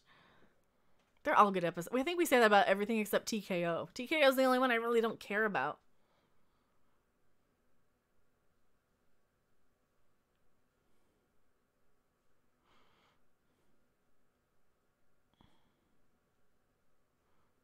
And she's no longer Satai.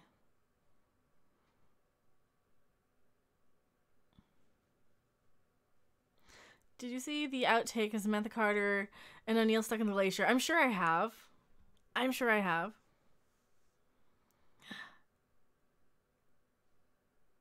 Triluminary.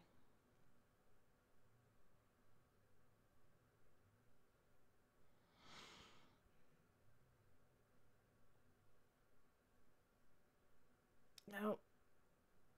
Stuck in a glacier with MacGyver? Yeah, okay, I think I have seen that. I'm a huge Stargate SG-1 fan, so. I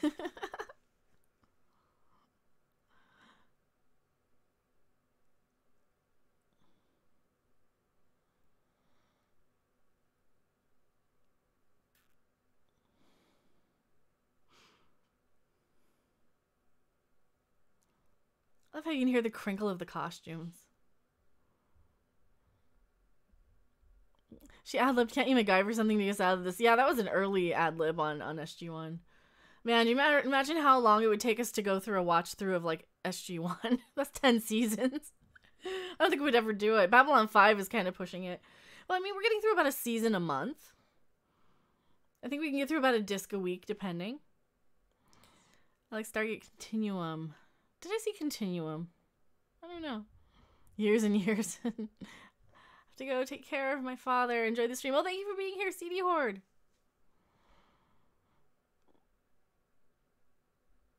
It might show up again sometime.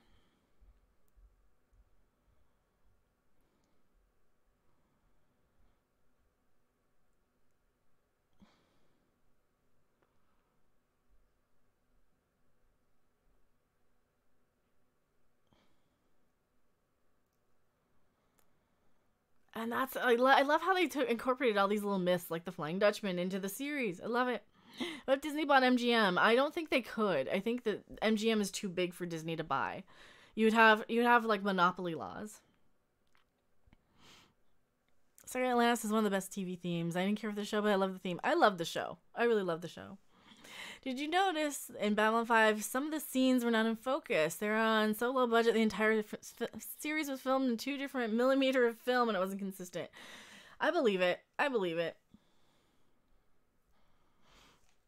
Season 10, SGO 10 seasons, Atlantis 5, Stargate Universe, 2 seasons and 3 TV movies, and 1 movie, yeah.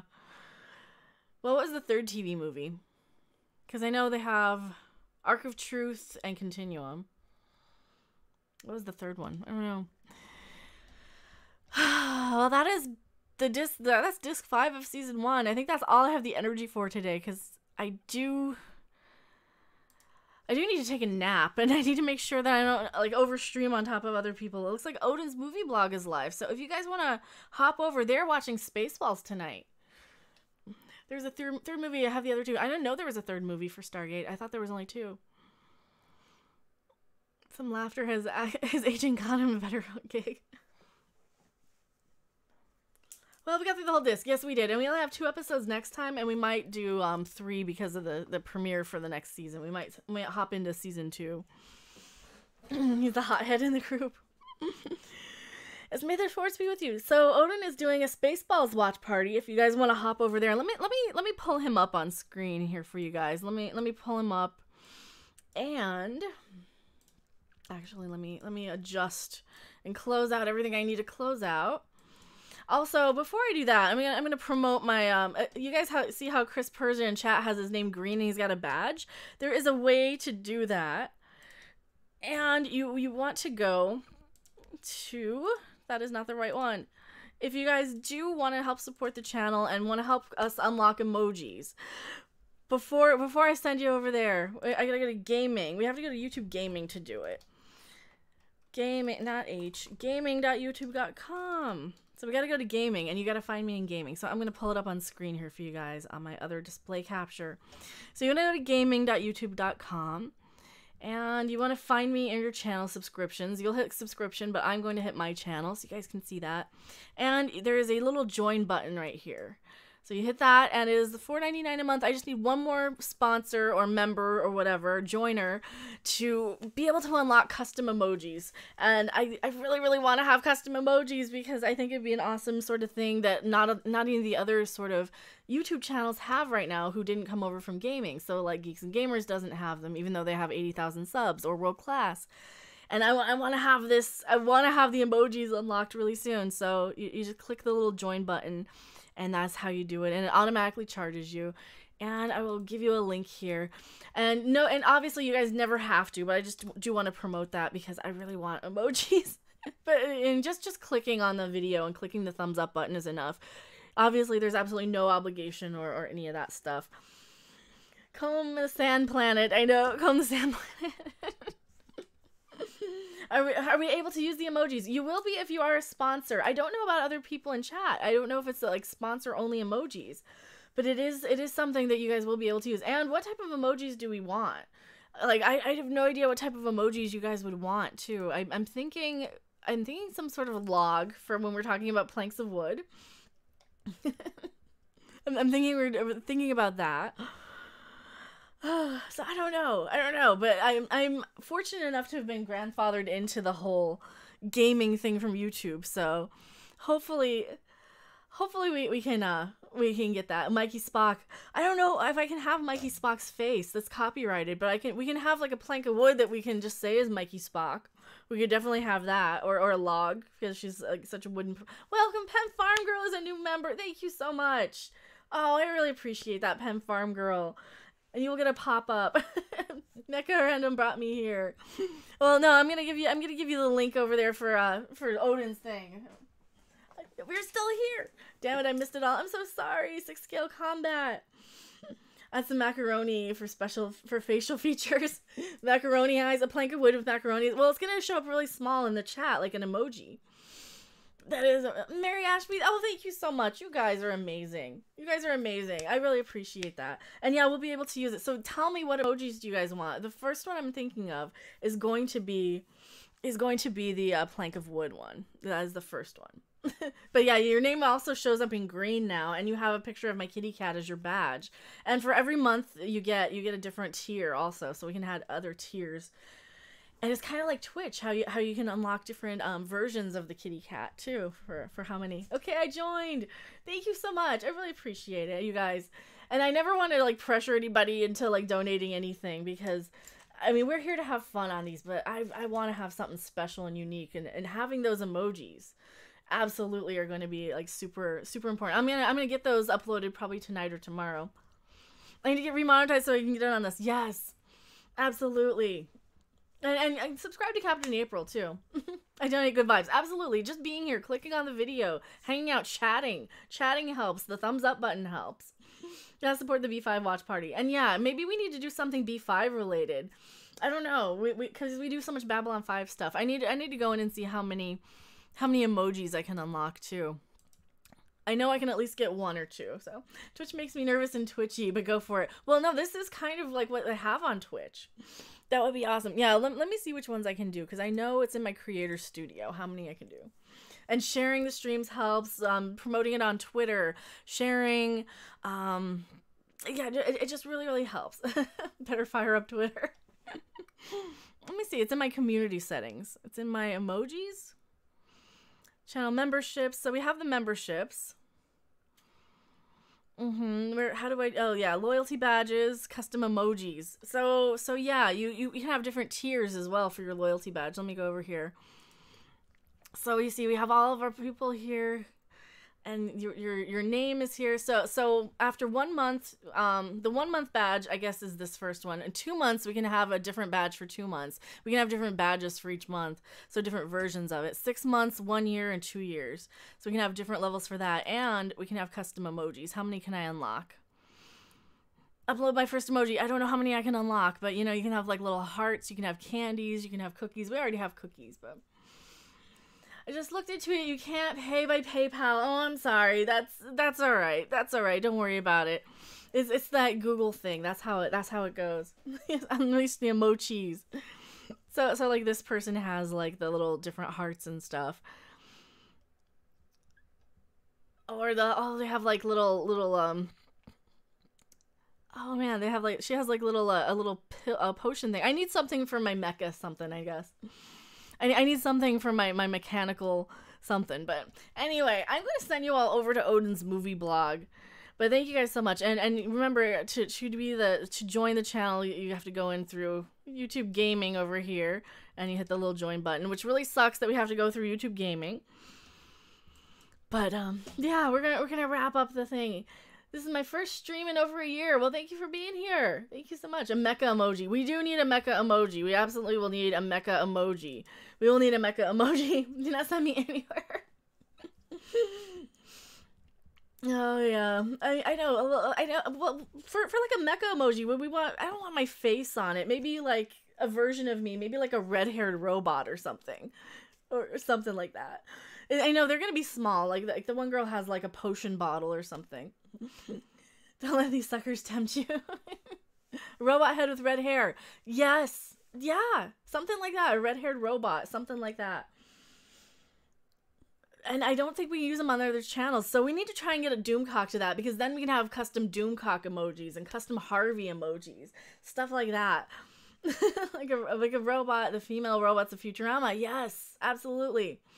So this is the type of thing I want on Doomcock's channel too, because this is why we want to get him to 10,000 subs, because I think he can do that. And Bender with a wig. You know, that's a great idea. Like a girl, sort of the girl version of me. I was thinking like a Mikey Spock emoji. Custom Doomcock emoji. I'm not going to put it on my channel because I don't want to rip off anything of his. He would probably want a Doomcock emoji on his channel, and I'm not going to upset our overlord by doing that. Bender robot sexual. I know, exactly. Really, 7K, this is amazing or not? Is that amazing or not? I think it's amazing to have 7,000 subs. I'm absolutely, you know, I love it. But my channel memberships are unlocked because I got grandfathered in through being a YouTube gaming streamer. So this is how I have them. And I know, like, we want to get them on everybody's channels. You know, we want to have the polls up. We want to have pop-ups. We want to have all that. Stumble the ground of Salt Forest. Targeted the Wensleydale Cheese Factory. Oh, Wensleydale. A girl version of you. Is that a confession? No, I am the girl version of me. God, I wish I could have a porg. That's probably copywritten. But I don't think anyone would like that. People don't like porgs. Maybe I'd have like a targ. No, I can't use anything that's going to be copywritten. Besides, you don't have that from gaming. I'm an early subscriber. But yes, you don't have that from gaming. You didn't have that from gaming. No, we've had that. I was a gaming subscriber. I was a gaming channel for years and years and years. Porg, the other white meat. The tardigrade in a fez. Oh, we could do the tardigrade, but I can't do it. Maybe we could talk to Anasab Dean. We need Odin. We need Odin. Well, yeah, we're gonna send everybody over to Odin. Last stream you were watching, you were playing Yokai Watch. That was a long time ago. That was a very long time ago. I was a subscriber before I subscribed. Wensleydale, Wallace, and Gromit. Did you see Jeff's pork cooking episode? I did. I absolutely did. All right, so World Class is live right now. I see World Class is also live, but I'm gonna send you guys over to Odin's movie blog channel. I know we're losing a lot of people, so here you go. Let me give you that, and here not the wrong display capture. So here's his channel. He's doing a Spaceballs watch right now, and it's actually really cool. He's watching Spaceballs. So tell him Random sent you, Becca Random sent you, and go over, subscribe to his channel, give him some love. He's doing a live watch of Spaceballs. If you guys like Spaceballs, but I want to stay here. I love that you guys want to stay here. I'm so super touched that you guys want to stay here. I really, really am.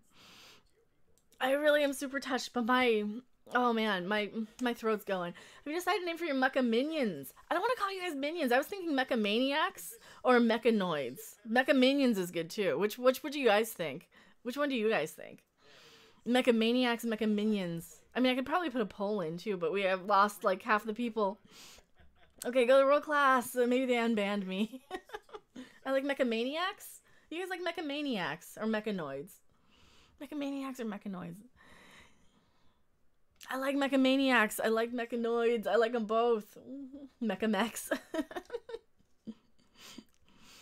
Don't be half-assed. Everyone hates that equally. I know. I think I like mechamaniacs because mechamaniacs sounds like it kind of reminds me of like 2000 Maniacs, the Blood trilogy movie. Yeah. Well, Mecha 42s. Well, that's so close. I'm thinking mechamaniacs, but. Yeah, so we have the robot emoji. Maybe we can have like a robot red hair emoji. Randomizers.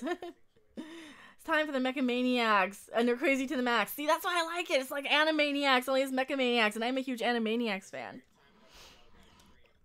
No worries, Mecha. You're not hard to find. If not here with Doomcock or Mead. Yeah, and I don't know if we're going to go live with Mead later on tonight, too. So I don't know what the deal is. I need to rest up and get something to eat and hang out. Mechanoids are in Doctor Who anyway. Yeah, and I don't want to steal something. I think I like Mechamaniacs. But yeah, thank you guys so much for hanging out. Go over, give some love to Odin's movie blog. He's doing a Spaceballs watch party, and I will probably be in chat in a bit.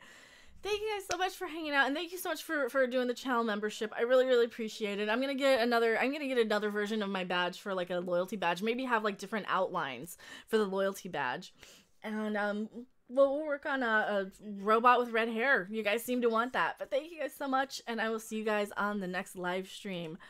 Bye!